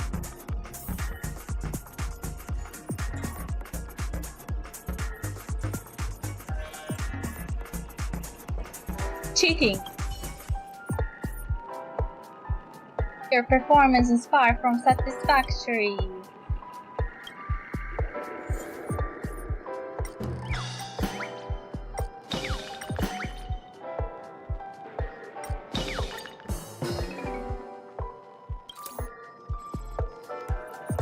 Cut! Huh, you haven't even done anything. It's so touching. Your portrayal outdoes the original. I'm simply beautiful! Lol, she's so gullible.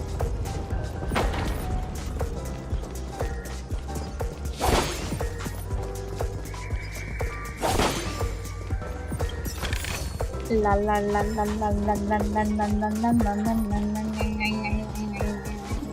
Stream forth, gleam of old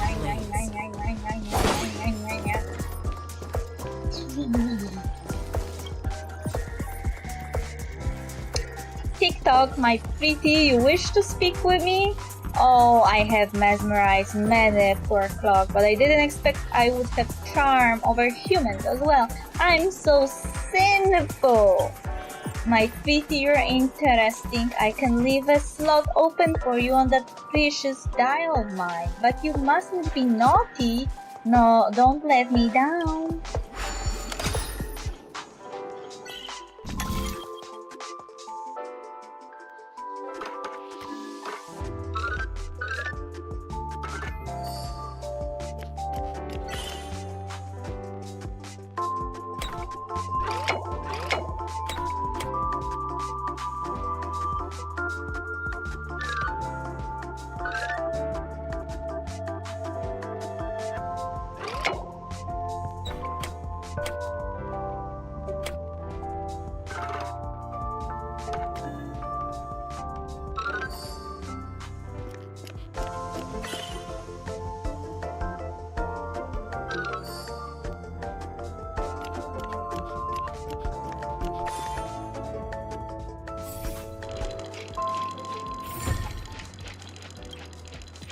TikTok, I thought I would be more popular if I spoke like this, but it just doesn't seem right.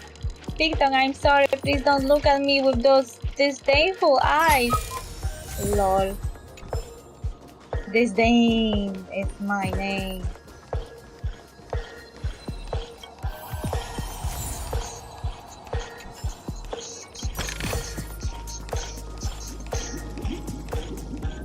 Congrats to both of you for clearing the stage, but more importantly, are you having fun? Fun is more important than success. Welcome to the second stage of Sports Land Festival, sponsored by So Glad Enterprises, Gunfire Time.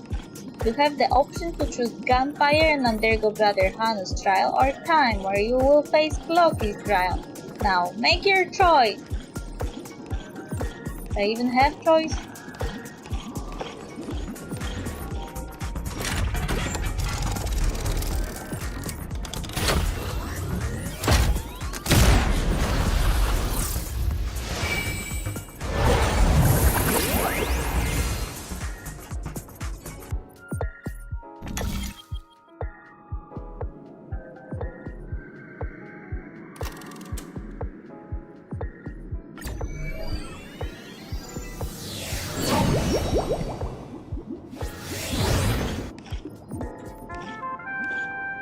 Dear friends, welcome to the wonderful world created by the Watchmaker. Awaiting you up ahead is the titular character from the beloved Clocky animation, Clocky.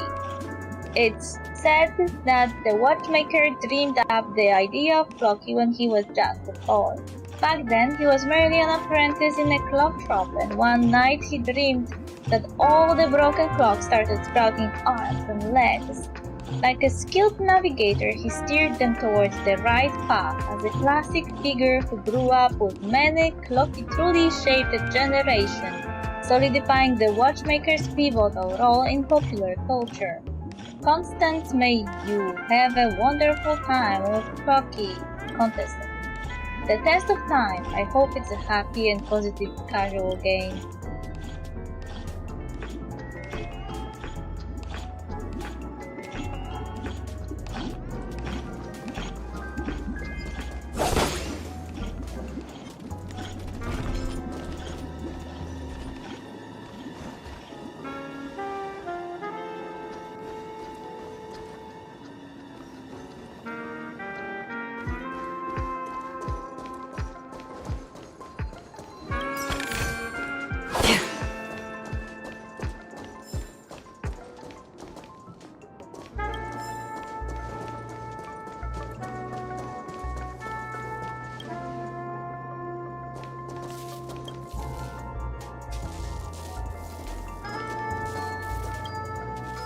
TikTok, why do you want to talk to me? Is it because you're a fan of mine?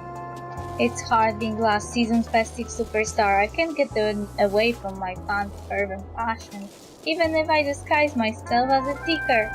TikTok, come shower me with your gifts and force to autograph.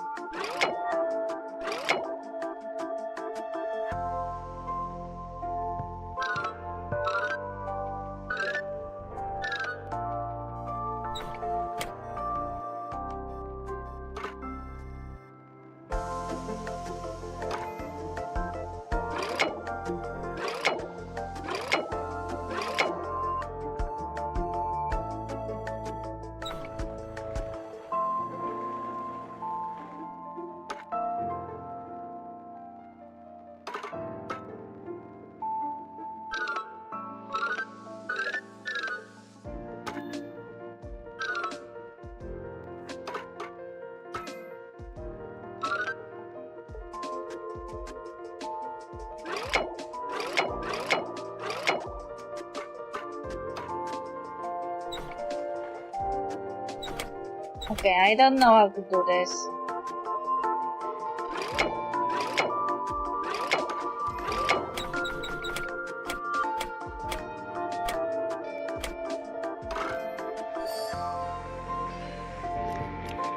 Okay.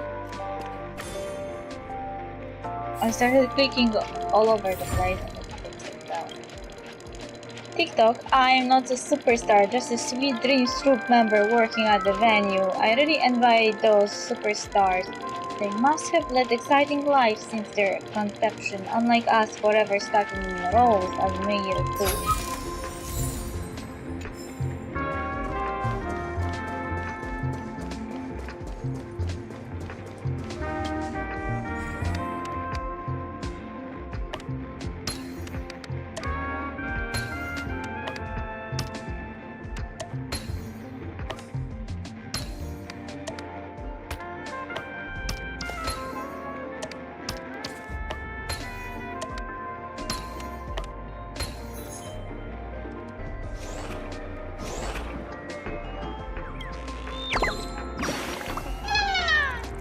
Phew, finally got down from there.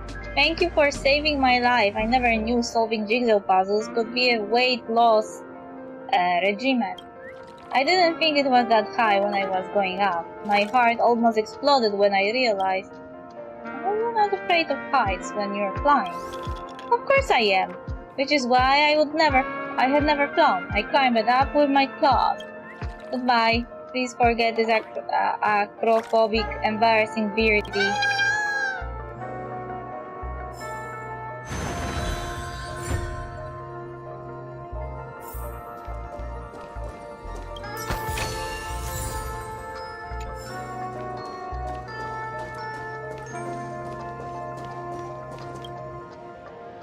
Legends speak of how courts and halls builders concealed the treasure within its walls, awaiting discovery by an exceptional contestant like yourself. I hear that if you press the right mechanism, you will be able to trigger the surprises that they have left behind. Here's the clue. Please read it carefully. The audition shuttle heading to the Dream Play Fantasia. Make a third choice. Hanunu's spirit will be summoned once more, still engaged in an eternal battle with his enemies.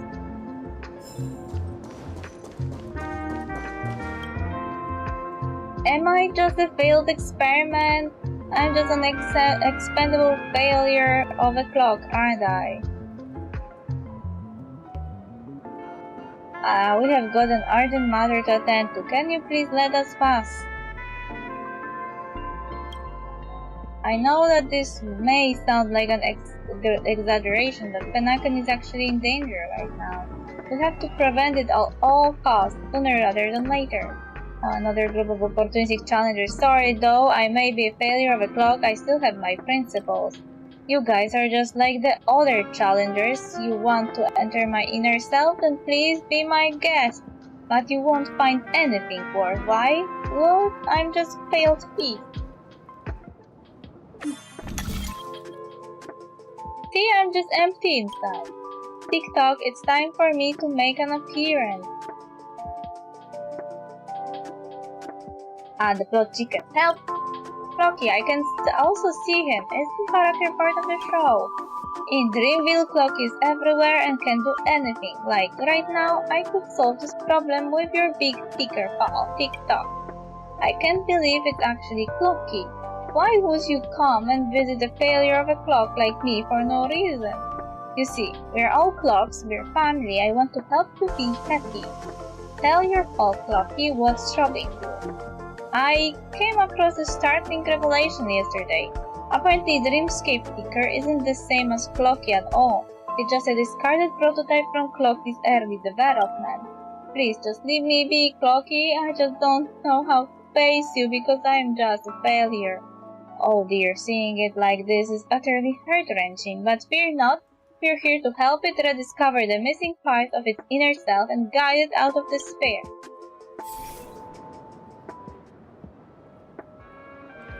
I guess even troop members can experience existential crisis. Don't worry, miss, I've already pinpointed its missing parts.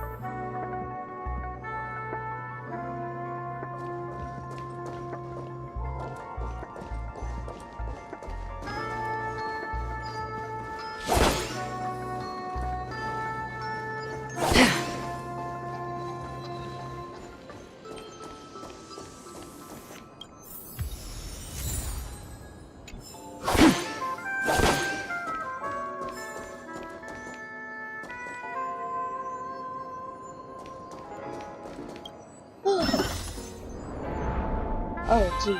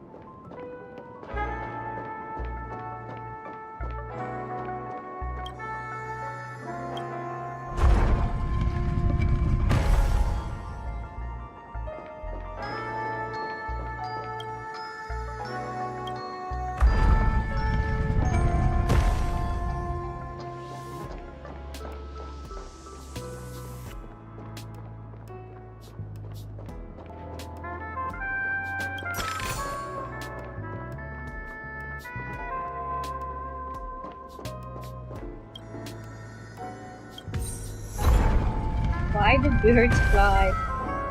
What an achievement.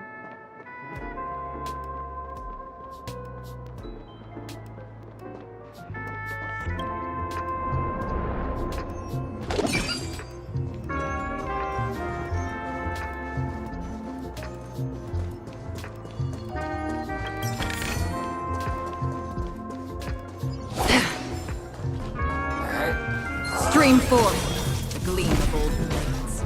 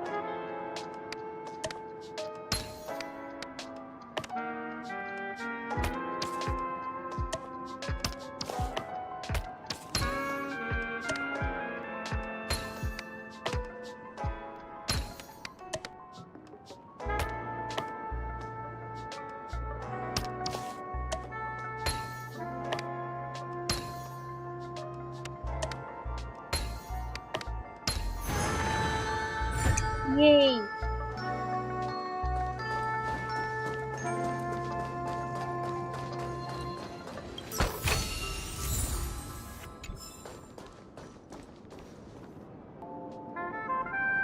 Sweet, help! Help! Help! Sweet! This fella's body is boiling hot! Sweet!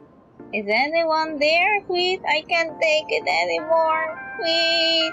Oh dear, it's an origami bird. What's it doing in Beyond Overcooked Tail? Is that Clocky? Sweet? Please save me! Sweet, I'm being roasted alive! Sweet! A roasted bird! This is horrible. Let's save it, quickly!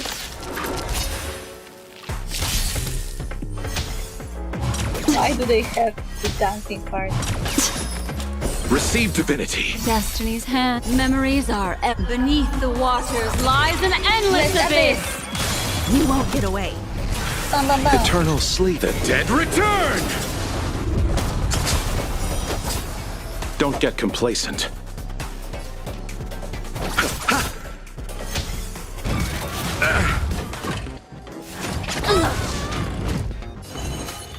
Ill fate descends. Destined for oblivion. I weep for the departed. It too shall fall. Perhaps you still... Humanity never conceals its desire to control the heavens, and I'm no exception.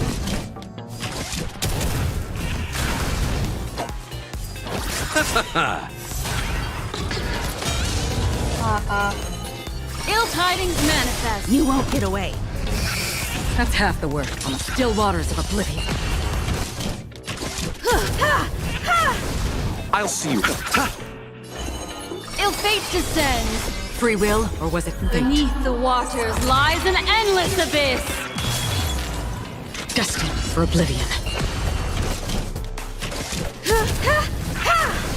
You chose the wrong end.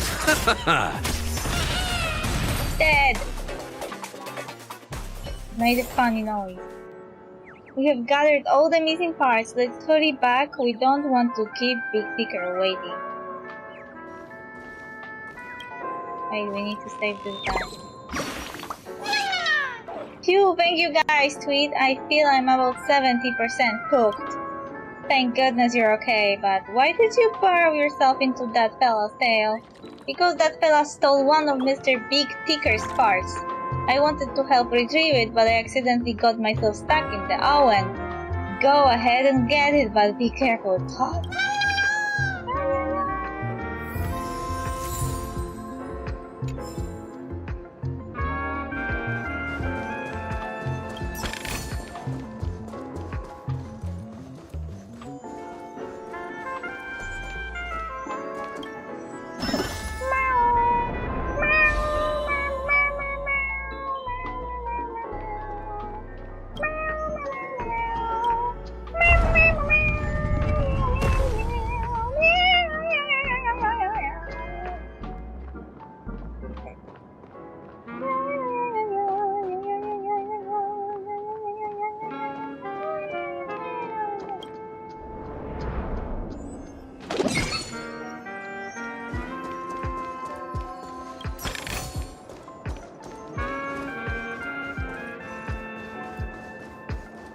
Mr. Ticker, here we go! We're back. As long as you have these, you will be able to find closure. Tick-tock. Wow, this sudden surge of joy. It's working, Tick-tock! Next, we just need to enter its Emoscape, help connect its pathways, and we're done!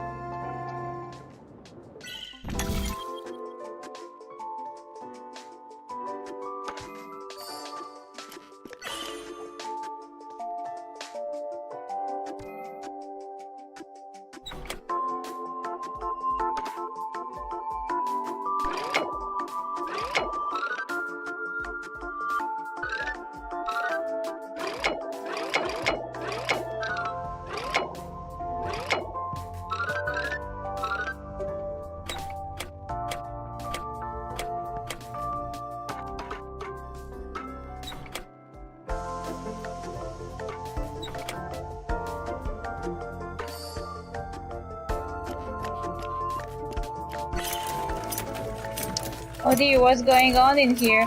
Our inner self is a mess! I'm not qualified to be the real Cloaky. Just give up, Cloaky. Huh, no, this is unacceptable. You have to face your fears.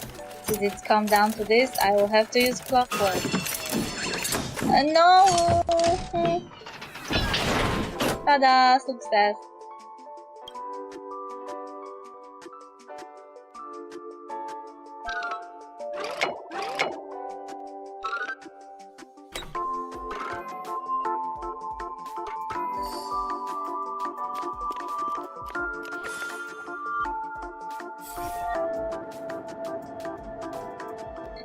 Now it's happening. Thank you, Cloaky. If not for you, I would never be able to connect with people like this. You helped me find myself again. No problem at all. As the guardian of Dreamwheel, it's what I'm here for. Tick-tock. My friends, you still have other important things to do, right? Go forth, my friends. When the moment comes, all the Dream Tickers and I will cheer for you.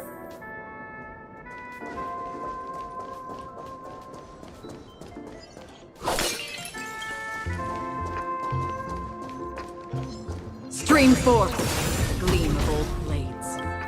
She's such a cheat ability.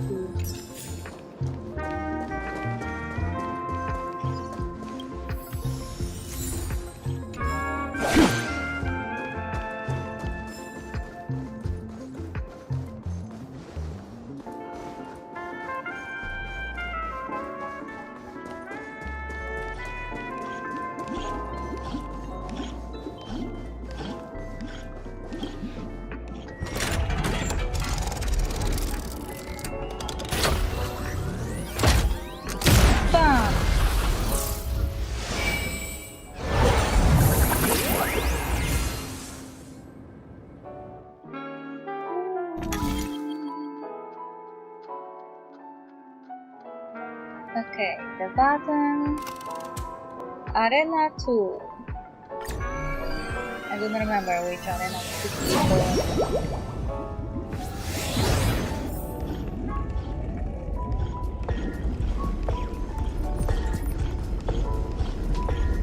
Oh!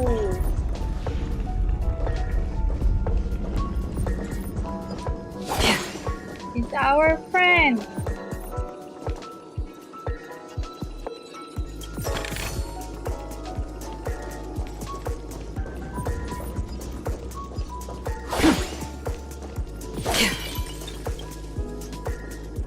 Legends speak of how Sports and Halls builders conceal the treasure within its walls, awaiting discovery by an exceptional contestant like yourself. Are he that if you press the right mechanism, you will be able to trigger the surprises that they have left behind. Here's the clue, please read it carefully. The audition shuttle heading to the gunfire time. Make a third choice. The era is overwhelmingly blustered and vain. If only there were a gale to sweep away all the vehicles. Hey, we already were in gunfire time.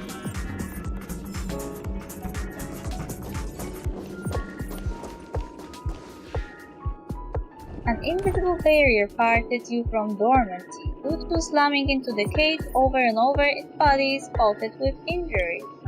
Even so, you can feel the rage, frustration, and despair emanating from the imprisoned life form. Gallagher. Is it calling for Mr. Gallagher?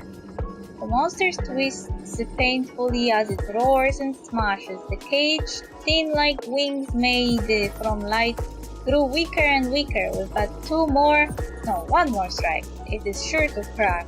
Talia, look out! It's lost its senses. Oh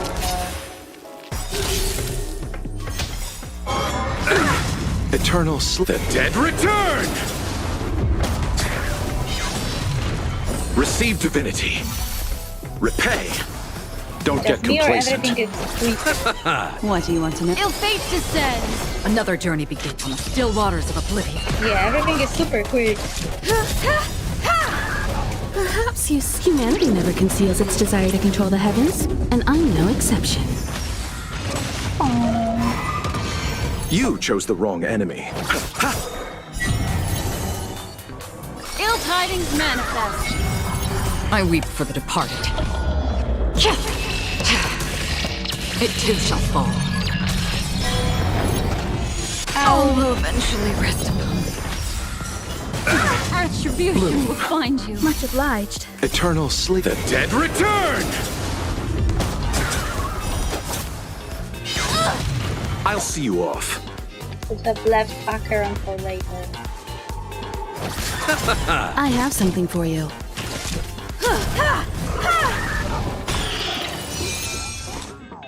Destined for oblivion. Ow! How dare she? Receive divinity. Don't worry, it's just a scrape. Eternal sleep. The dead How return! dare! Ill fate descends. You won't get away. Memories are beneath the waters lies an endless abyss. That's half the work. Perhaps humanity never conceals its desire to control the heavens, and I'm no exception.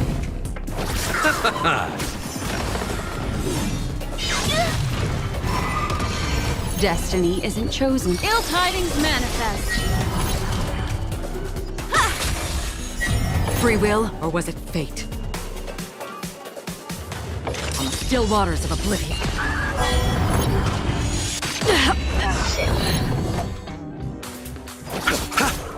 Bloom. Much obliged. Repay. Retribution I underestimated will you. You chose the wrong enemy. What do you want to know? Ill fate descends. I weep for the departed. It too shall fall. Time for an overhaul.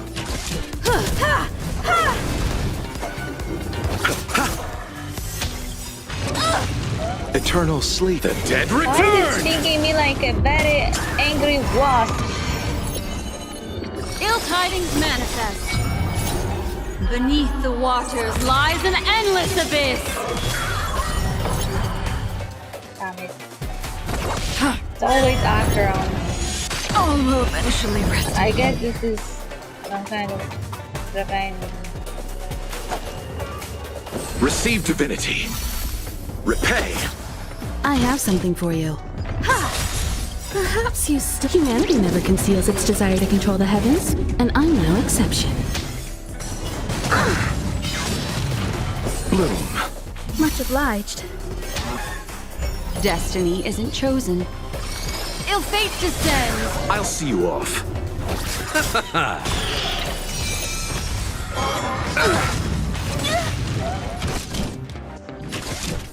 That would be Acheron's staff You won't get away. if it chose Acheron. I That's weep very for the bad. departed. It too shall fall. Let's settle this. What do you want to know? Eternal sleep. The dead return!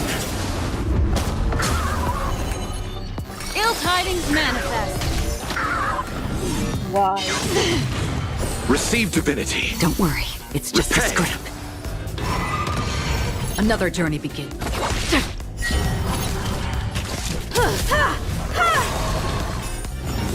Perhaps you still. Humanity never conceals its desire to control the heavens, and I'm no exception. Perhaps you still don't understand. Oopsie. Humanity never conceals its desire to control the heavens, and I'm no exception. Eternal sleep. The dead return! Memories are ever beneath the waters lies an endless abyss.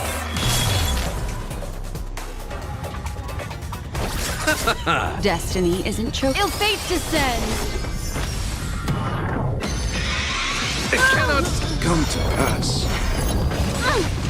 Free will, or was it fate?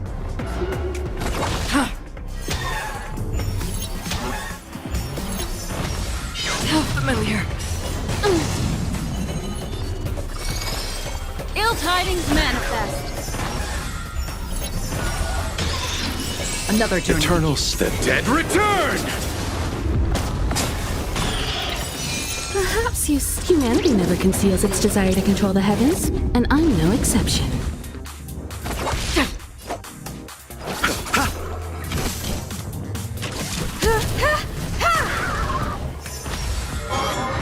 Retribution will find you. Receive divinity. Much obliged.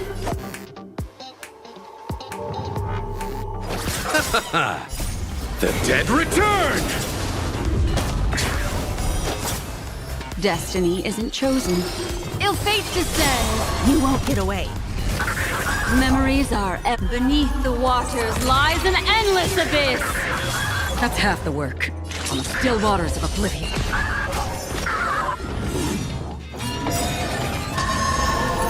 Perhaps you still don't understand. Humanity never conceals its desire to control the heavens, and I'm no exception. Memories are ever changing. Beneath the waters lies an endless abyss.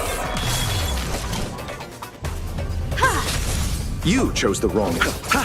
What do you want to know? Ill tidings manifest.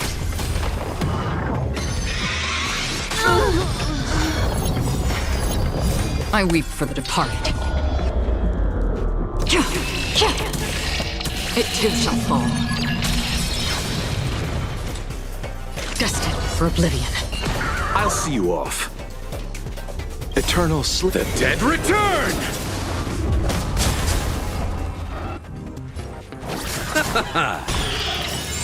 Perhaps you still. Humanity never conceals its desire to control the heavens, and I'm no exception. Memories are ever beneath the waters lies an endless abyss.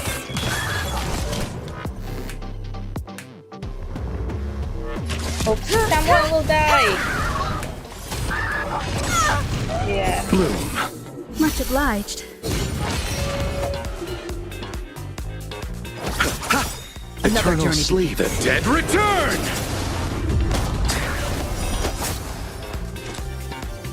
On the still waters of oblivion. Destiny isn't chosen. You've got a lot of nerve.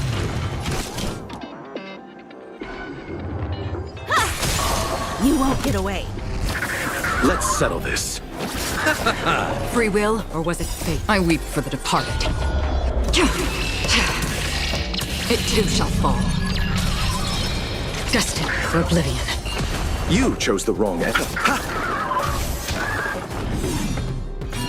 Damn it.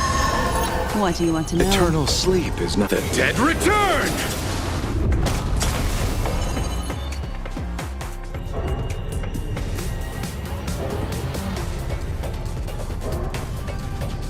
Perhaps you still don't. Humanity never conceals its desire to control the heavens, and I'm no exception. Ill tidings manifest. Beneath the waters lies an endless abyss. I have something for you. I'll see you off.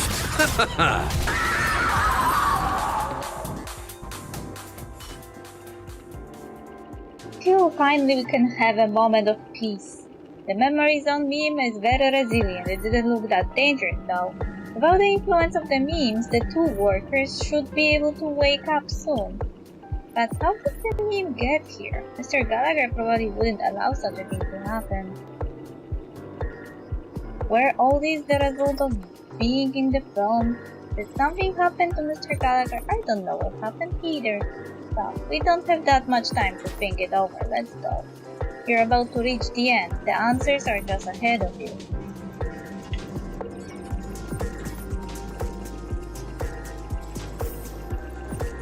I was picking bird answers and I never found the treasure. An invisible bear parted you from dormancy. It is much quieter than before, as if it has become used to the environment here. However, you can still hear a faint calling. Gallagher. Gallagher. Like a baby.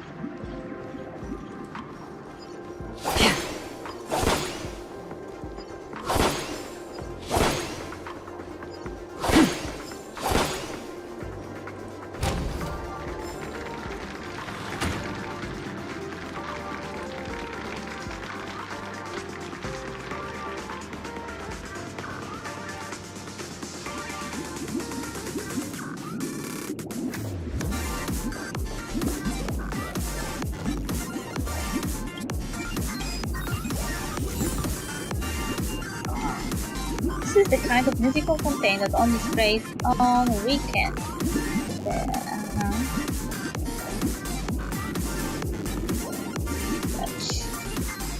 The girl who accompanied you suddenly dissolves, leaving behind the metallic gleam of a videotape before you. But enigmatic eyes who gaze intently at you. It's again the sound of that frog. Touch the tape. The love protagonist, the end of this film will soon arrive. How do you feel?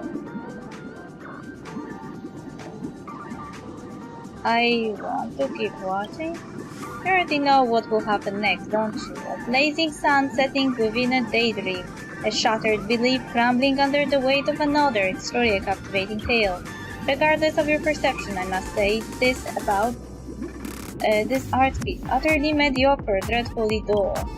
The sponsor only wanted to capture the sensory thrill of the game through this film project, and they inevitably resorted to confining the actors' souls with many a tedious protocol. Honestly, I don't want my name to be attached to this project in any way. Do you feel it now? Most people's lives are as uninteresting as this perplexing film, where they always follow some kind of script. That script may be called habit or rules or destiny. Outstanding actors are always pigeonholed into vacuous roles, forced to repeat monotonous lines. and experience the same vapid scenes and feats over and over, making the same limited choices over and over again before finally departing in numbness. Only when the curtain falls upon life can they shed the tackiness of the script, but after leaving the stage, actors will often face an end worse than death, being forgotten by the audience world. I hope you won't give such a boring performance. My lens is upon you, don't let me down, and more importantly, don't let the audience down. We will keep playing our roles.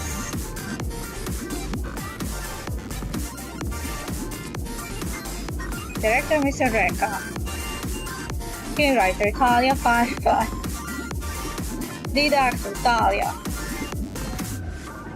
Firefly's writing memories as Firefly.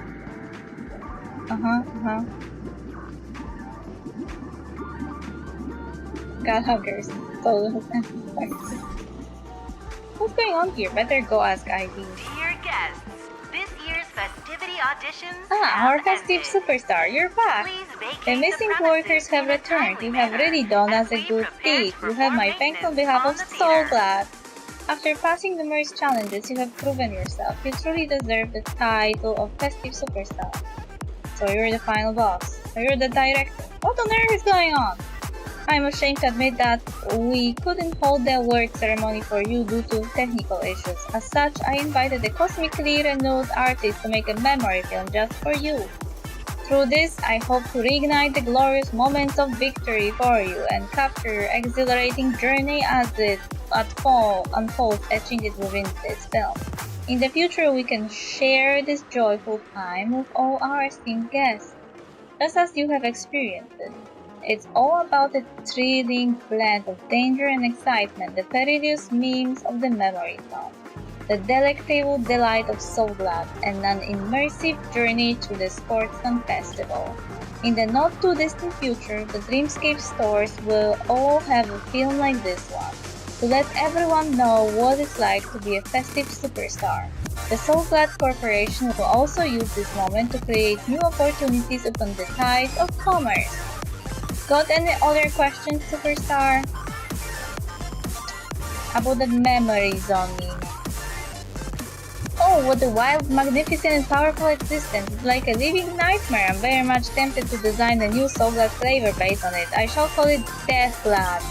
The strange thing is, this terrifying creature has somehow been rendered so fragile, and yet it managed to break into the moment of Sportsa. For the safety of everyone, we spared no effort to have it captured. When shooting this film, we couldn't get the rights to that Night of Beauty, so we had the director place this monster as the final obstacle. Isn't that a thrill? You shouldn't have kept it here. Letting it stay here is a perfect relief. Oh my, did it bring you any inconveniences? Truly sorry. That makes sense. I hear this one caused no shortage of trouble in the dreams. If the hounds found out about it being here, it might bring no end of trouble to the So Glad Corporation. Best to send it back to the edge of the dreamscape. About Firefly. We once sent Miss Firefly an invitation, ashamed that her physical condition prevents her from participating in such an intense sporting event. Thankfully, the director's skills were great and he managed to simulate her likeness just from a few memory segments. It looks just like her. About that artist. Oh, that great director, people call him Mr. Reka. He has outstanding taste in aesthetics and almost supernatural skill. It's just that he can be a bit eccentric. About Gallagher. Oh, I don't think I've heard of him. A nameless hero, a friend. Forget it if you've never heard of him. Never heard of him, probably no one important. Oh, the question. In a case, congrats on clinching the Sportsman Festival trophy yet again. May the sweetness of So Glad be with you and your future be as sweet as So Glad. Why do you suddenly sound as if you were playing Star Wars tonight?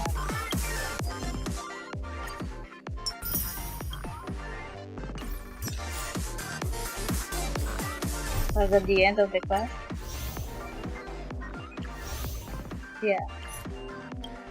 There is also here one quest. Stop at clock.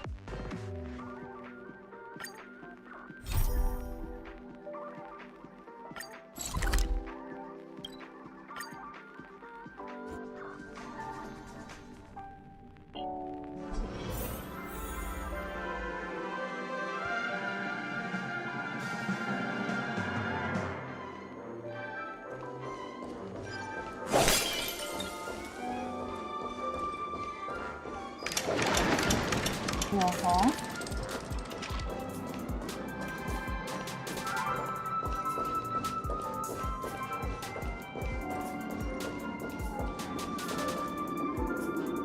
Clocky will always belong to Clock Studios and Mr. Watchmaker. Your family people can never have it. Sir, please calm down. I'm here to help you on behalf of the Irish family. The lovely Clocky has brought immense wealth to Penacony. Now that he's in a bind, the kind and beautiful Miss Note is ready to lend a hand. I'm sorry, but Clocky isn't in any trouble, nor does he need such hypocritical goodwill. Are you sure? The financial report of your company seems to tell a different tale, though. The patent is about to expire, the chairman has gone missing, and the commemorative movie has been postponed. The urgent reopening of the theme park, despite the accident, is your way to ease the cash flow pressure, right?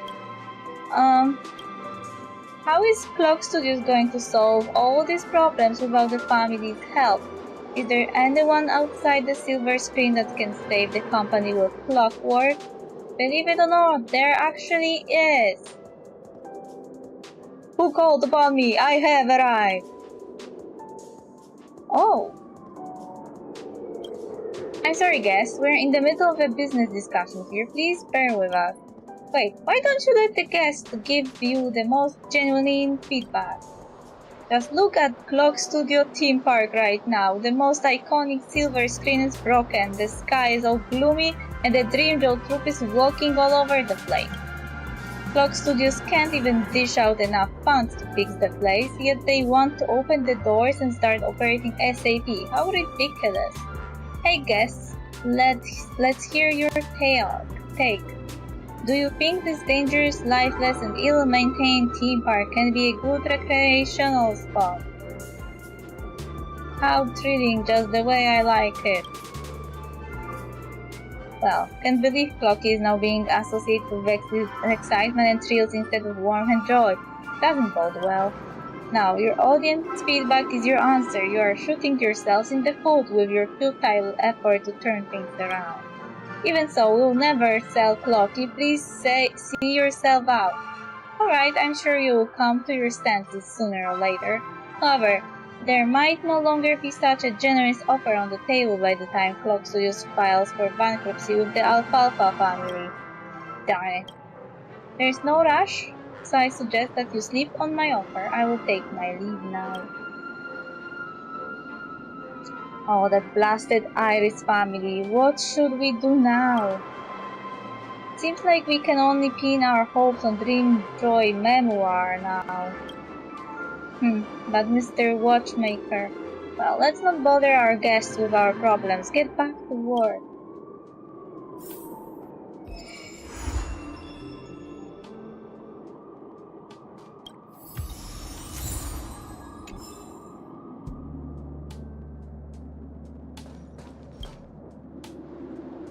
That was just a minor business dispute. I'm sorry you had to see it.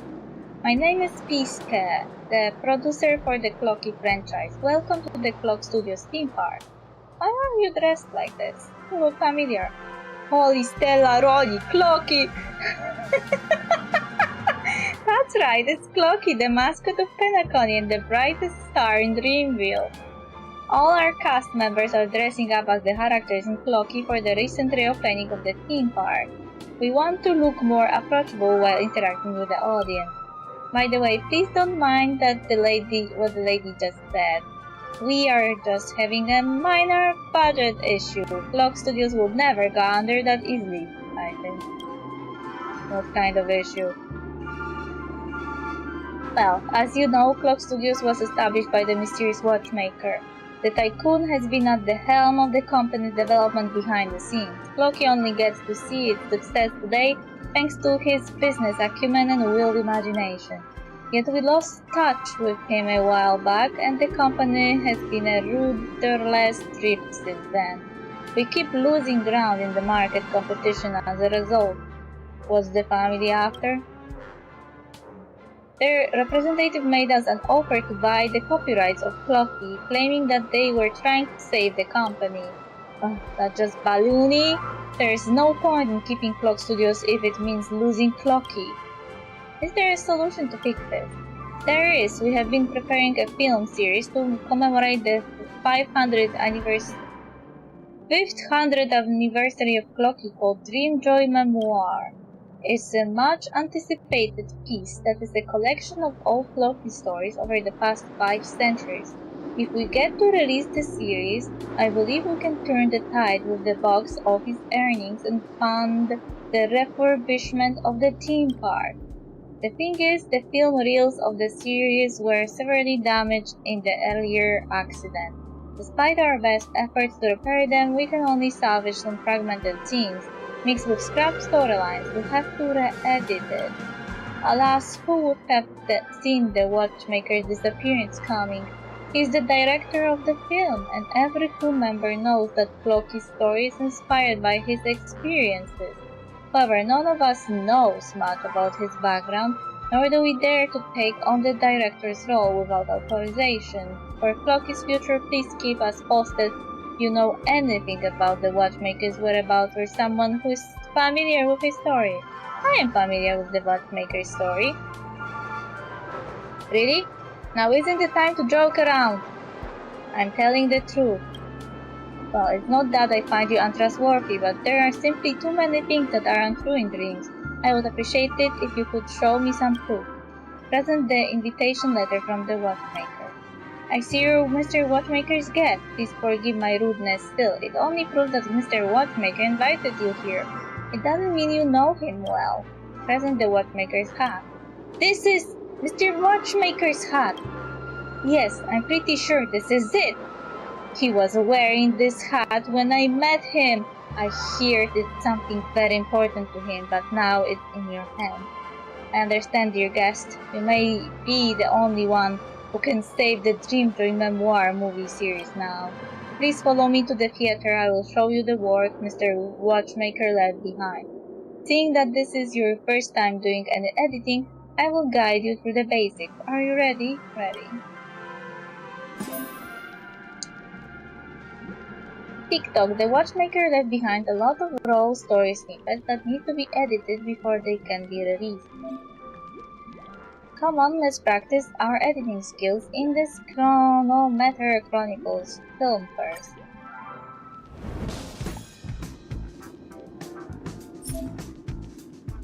TikTok, every Dream Joy Memoir film contains multiple chapters. You will see the completed film snippets at the start of the chapter. Go and take a look. The story we are about to tell happened a long time ago. The Clocky from back then wasn't some Dreamville superstar but lived on a ship named the Compass. TikTok, I'm Clocky, the most awesome crew member on the Compass. Our ship has been to plenty of places and encountered plenty of danger. But we also made plenty of friends. This voyage has been the most fun ever. Across this vast sea, there are many wondrous new lands. It's our crew's goal to explore the rest of the uncharted world. Let me tell you about our adventures: the flooded Watch City, the ever-spinning Screw Kingdom, the Gold Sun Town beneath the Aurora. Which would you like to listen to first? Hold it, TikTok. Navigators Master Hud and Armchair Boy are calling for us. Our ship is about to set off. Instead of just hearing my tales, why not experience it for yourself? Get on board and leave the adventure with the Compass. The Compass is setting off once more. I wonder what interesting wonders you will encounter with Clocky. TikTok, this is an unedited story snippet. You will need to determine their duration. This is the dice that represents the duration of the snippet. Drag it onto the plot content to start editing. So the different amounts of time invested will bring about different emotion changes and varied story content as well. These are the emotional inclinations we're bringing to the audience. A good movie should encompass a variety of emotions and they should never be allowed to hit zero. TikTok, once our film is completed, it will undergo an internal screening where it must meet the specified target in order to proceed. Okay, continue editing. Golden story snippet represents interesting storylines, which will always increase audience emotion. Gray story snippets represent somber storylines, which will always decrease audience emotion. We need to dedicate as much time to interesting stories as possible. Selecting the dice also allows for quick allocation of the edit time. It's quite convenient. Let's keep editing.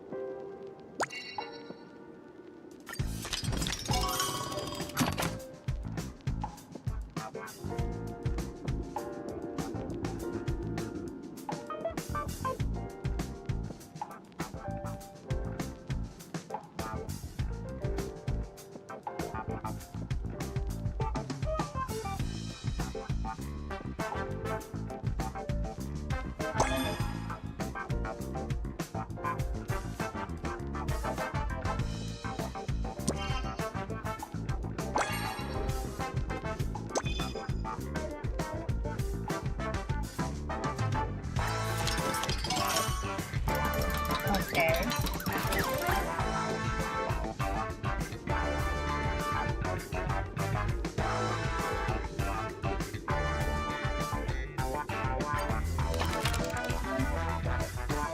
TikTok, we're about to enter the next stage of editing. Put the story dice in.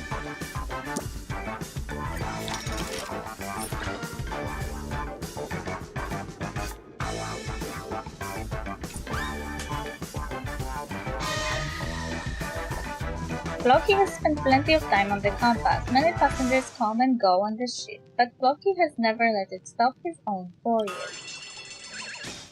TikTok, have you heard? Master Hat can't journey with us anymore due to an accident.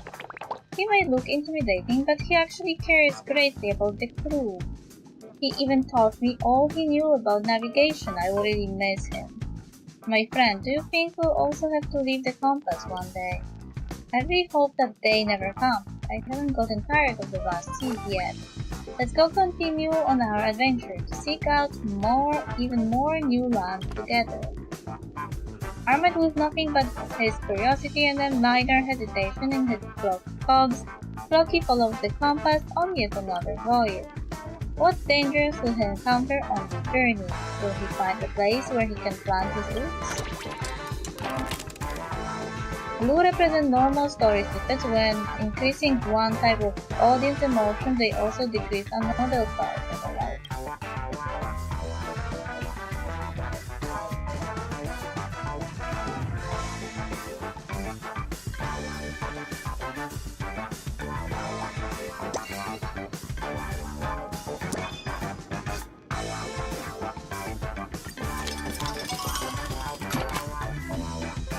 Green represents continuous story snippets, and you need to invest enough time to gain emotion.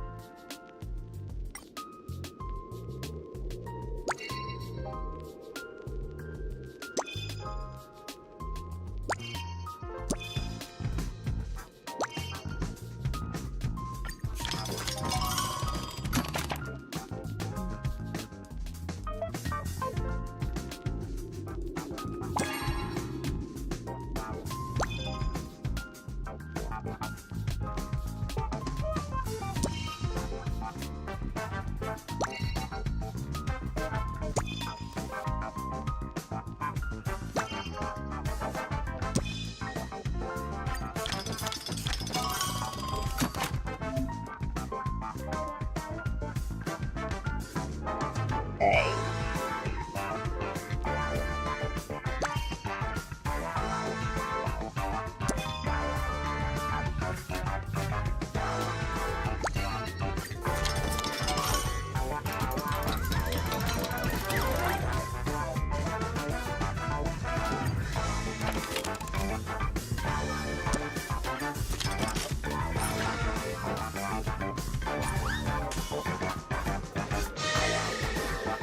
After the feast, everyone is deep in sleep. Only Floki remains awake. gazes at the faraway Nightmareville from the deck, eagerly anticipating the next adventure. TikTok, this whole trip has been super fun. We have gained plenty of new friends on board, like the clever Mirror Princess and the formidable Capitan Revolver. Is he talking of Black Swan? With both you? But more and more crew members are leaving the Compass. Each time we embark on new land, bands of friends will alight. TikTok, why do you think they're abandoning their journey? Have they grown weary of it, or have they found another journey beyond the Great Sea?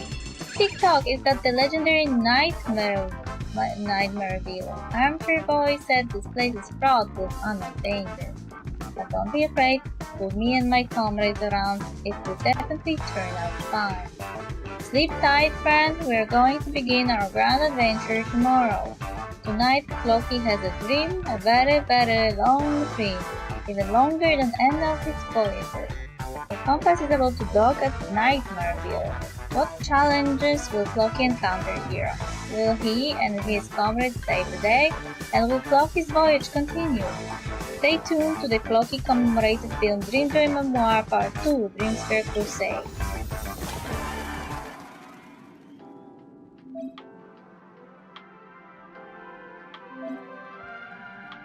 Okay. I'm surprised you have mastered the production techniques of Dreamscape animation so quickly. Your editing style, performance, and plot arrangement are just like Mr. Watchmaker's. You have done a terrific job. Dear guest, director, I would like to sincerely invite you on behalf of Clock Studios to join the production team of the Dreamjoy Memoir animation. That's it, I'm the director now? I didn't say I want the job. My services are expensive.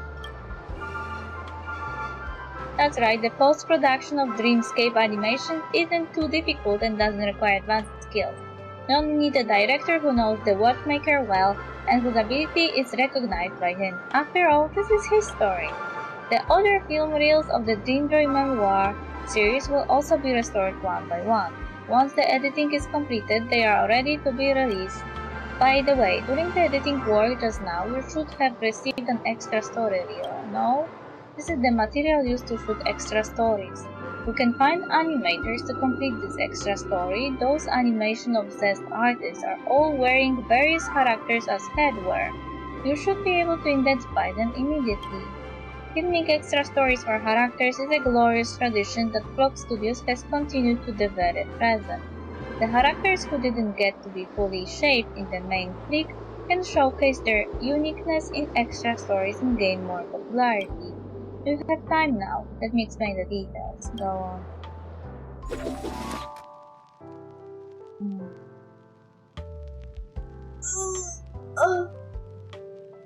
Creating Dreamjoy Memoir extras is the duty of the animators, but they will definitely need help. The obtained film reels can unlock the production plan for Brother Hannah's extras.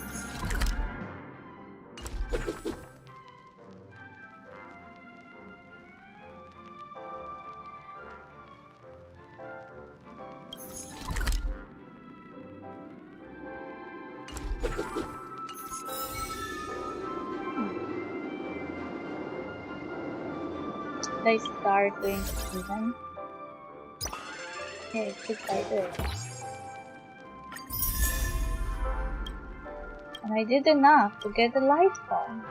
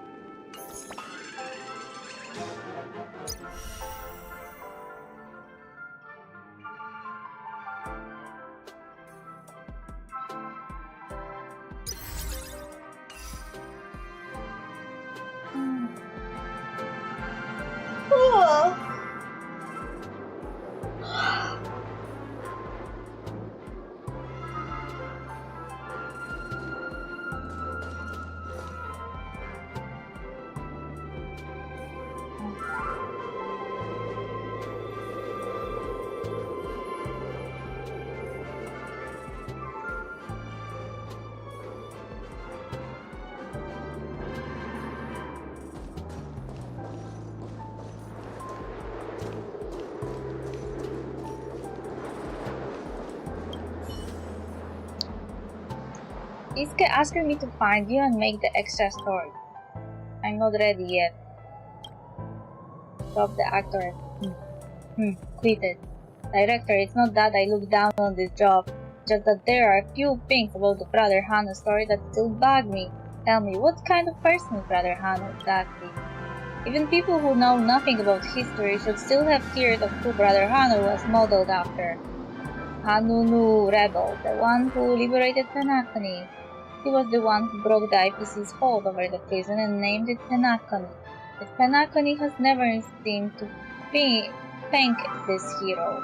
I don't recall ever seeing his statue or hearing his theme song in the dream.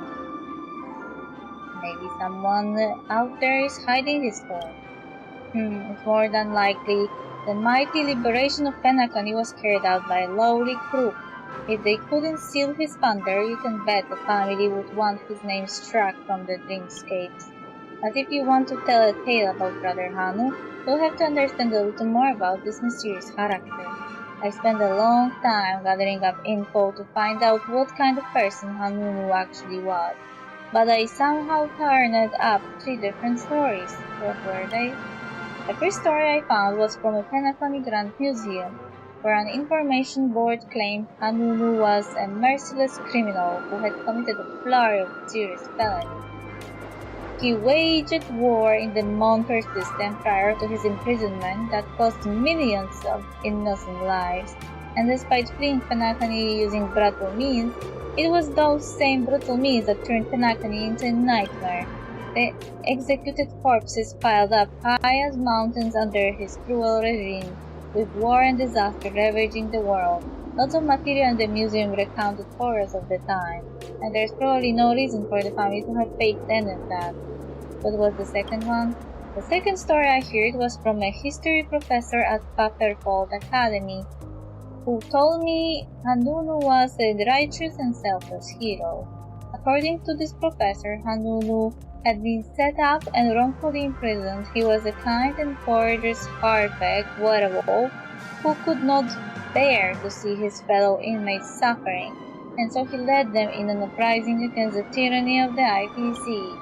After winning the battle, he chose to seize power as the biggest hero and establish the system of different lineages. He defended this world freedom as the leader of the Hounds and fought for Penacony in the barren dreamscapes right up until the eve of his death. So what was the third one? As for the third story, it might sound a little outrageous, but it's some unofficial history that I read about in the Primal Waking Library. Hanunu was as ordinary as Dana Wild Wolf. At the frontier prison, suppression of inmates had reached a zenith. However, nobody dared to fire the first shot, until an out-of-control wild wolf stormed into the prison and beat an IPC guard, triggering mutiny among the inmates. Following independence, the prisoners used this wolf to build up the hero of Penacony's independence, Hanunu. But he never actually existed, he was just a romantic legend. Which of these 3 prototypes, criminal, hero, or wolf, do you think was the real Hanunu? Think carefully about it. I will write the Brother Hanu story based on your answer.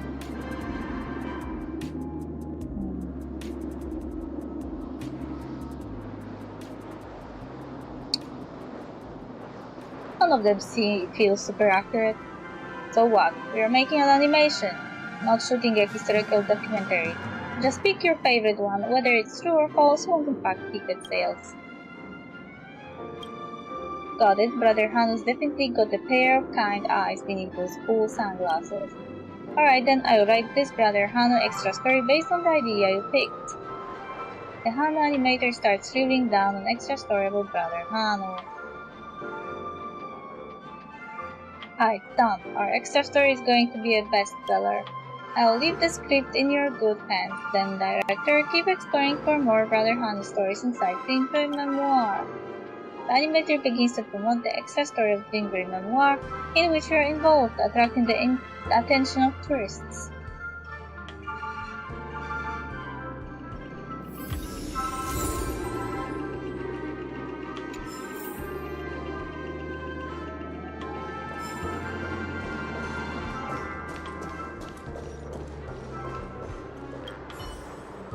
Director, have you already finished making Brother Hanu's extra story? I hear that the extra you shot explored Hanu's past from all kinds of angles. The animator for Brother Hanus can't stop praising your narrative skills.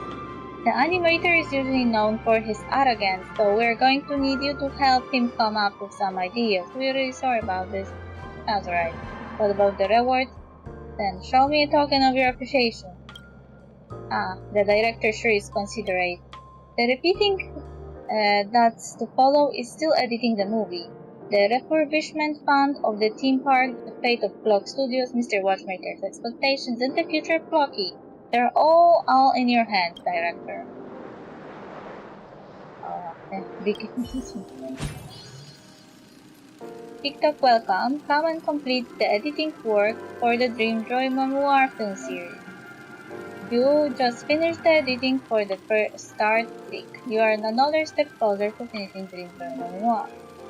Look at film. There are many films waiting for us. Come on, let's keep going.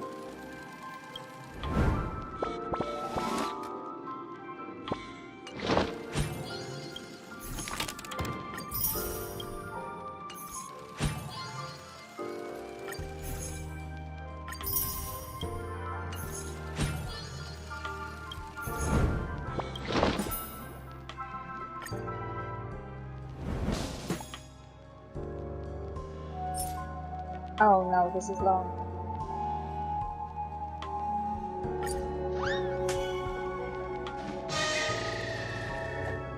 Hong Kong, the horn wails as the compass docks in Nightmareville.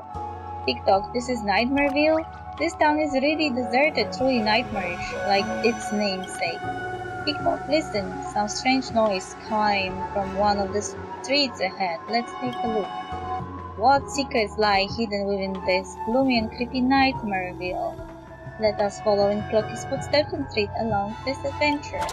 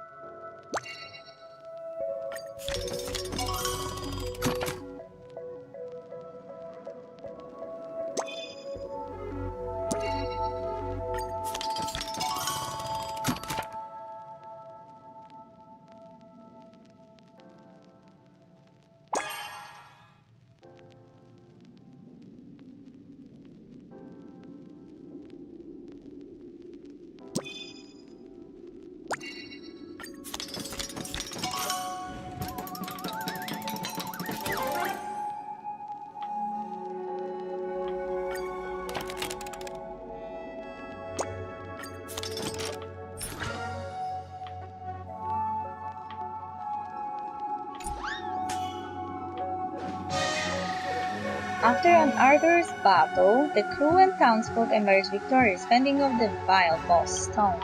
But Brother Hanu tells Clocky that Boss Stone still has many lackeys and will soon make a comeback. TikTok, so that crocodile trader was scamming us. No riots are going on here. It's because the townsfolk had enough and started revolting. The crocodile bodies are about to run out of luck. The compass crew will never sit idly by against ruffians that oppress the innocent. TikTok, before the next voyage begins, we must rid the town of the crocodiles and allow its residents to return to their peaceful life. Let's go, friend. Let us tear up with Brother Hanu to defeat Boss Stone. The compass crew elects to help Brother Hanu. Clocky also rushes into the fray, his dial brimming with justice and compassion. But this isn't just some playground tumble, it's an actual war. A war that is far more brutal than Clocky can imagine.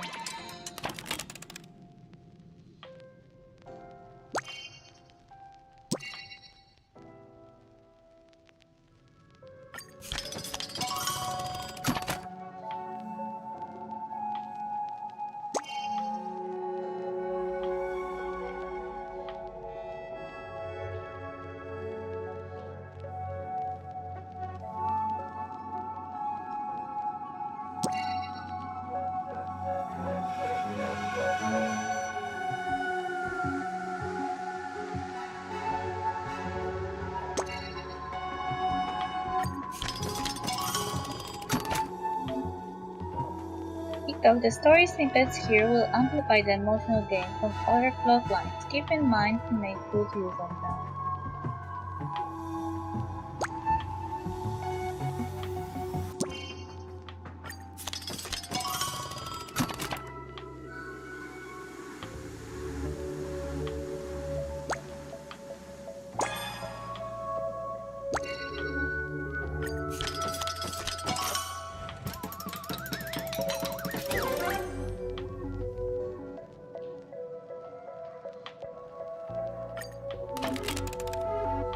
TikTok, this is where the storyline can branch. The dice you invest here will push the story towards different endings.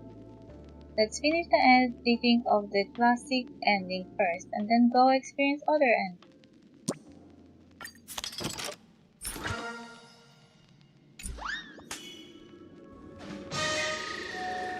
Under Brothers Hanu leadership, Nightmareville once again defeats both Stone, but there is no elation of victory on the townsfolk and crew's faces.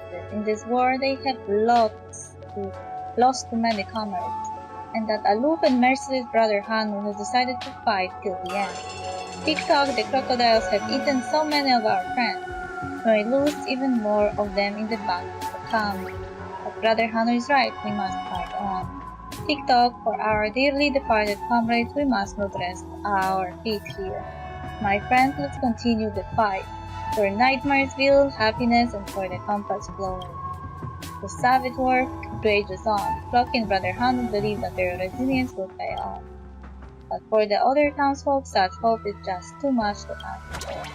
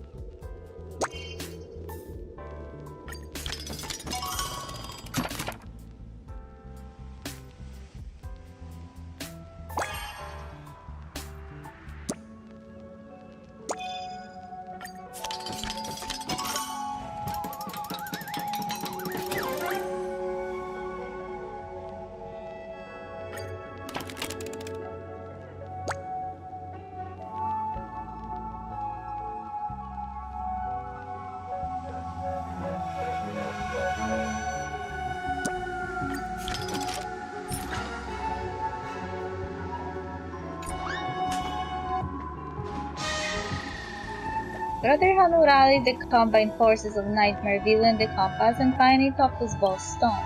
Houses are built over the debris of war and the residents regain their freedom. Nightmareville is renamed to Dreamville because nightmares will never blanket this place ever again. Slowly but surely this town finds its own happiness and the Compass must continue on its voyage. TikTok, what are you still doing here? The Compass is about to leave. Me? I told Archer Boy that I'm not heading to the next stop. TikTok, I have to stay here. Brother Hanu needs me, and so do the people. Of course, it doesn't mean that I've left the Compass. When Dreamville finally becomes a true dream, I will return for sure. TikTok, the Mirror Princess and Captain Revolver will stay behind with me. Won't you stay too? Alright. If you're not getting on the ship, it probably means you can't bear to leave this place. Then I will help you build Dreamville together.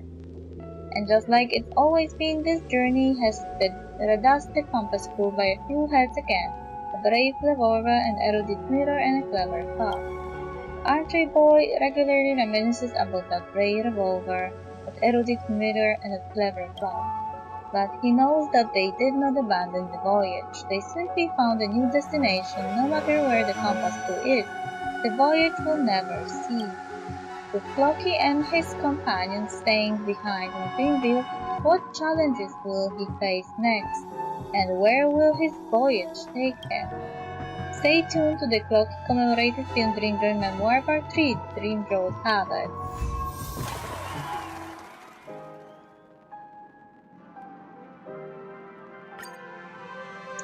Supported by the box office, earnings, whatever.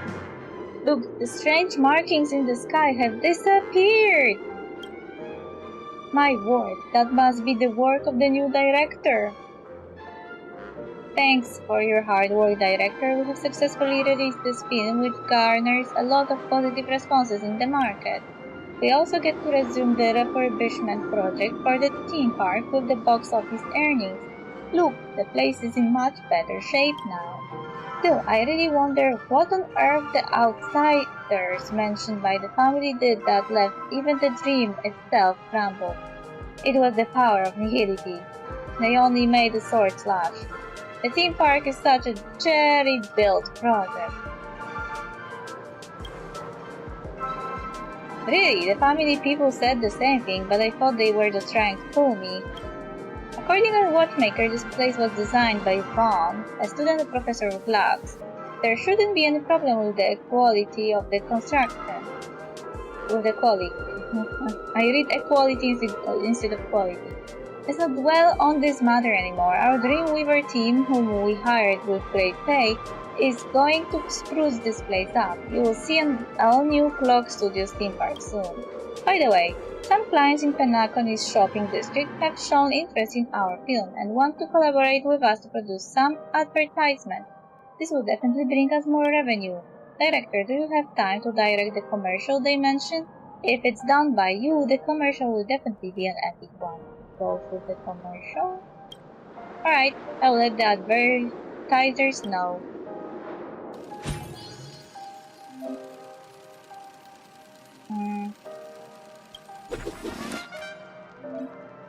No. No. Don't have time for that.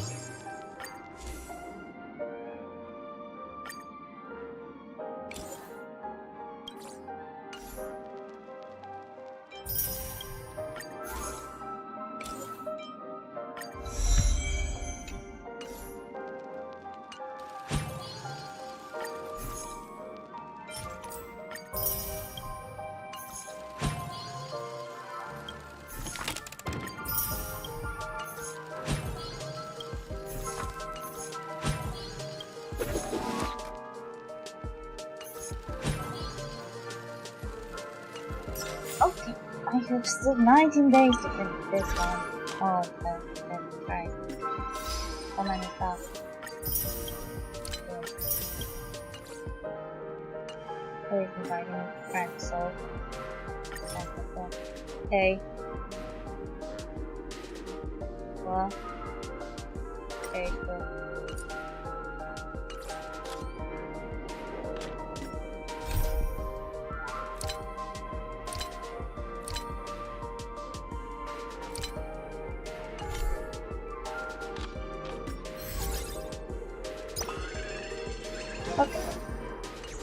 Okay. I am done for today. We caught up with a lot of stuff. That's good. Anyway, thank you for watching. I was supposed to talk about something, but I got so focused on the story of those quests that I just forgot about it. Anyway, see you tomorrow. Bye bye.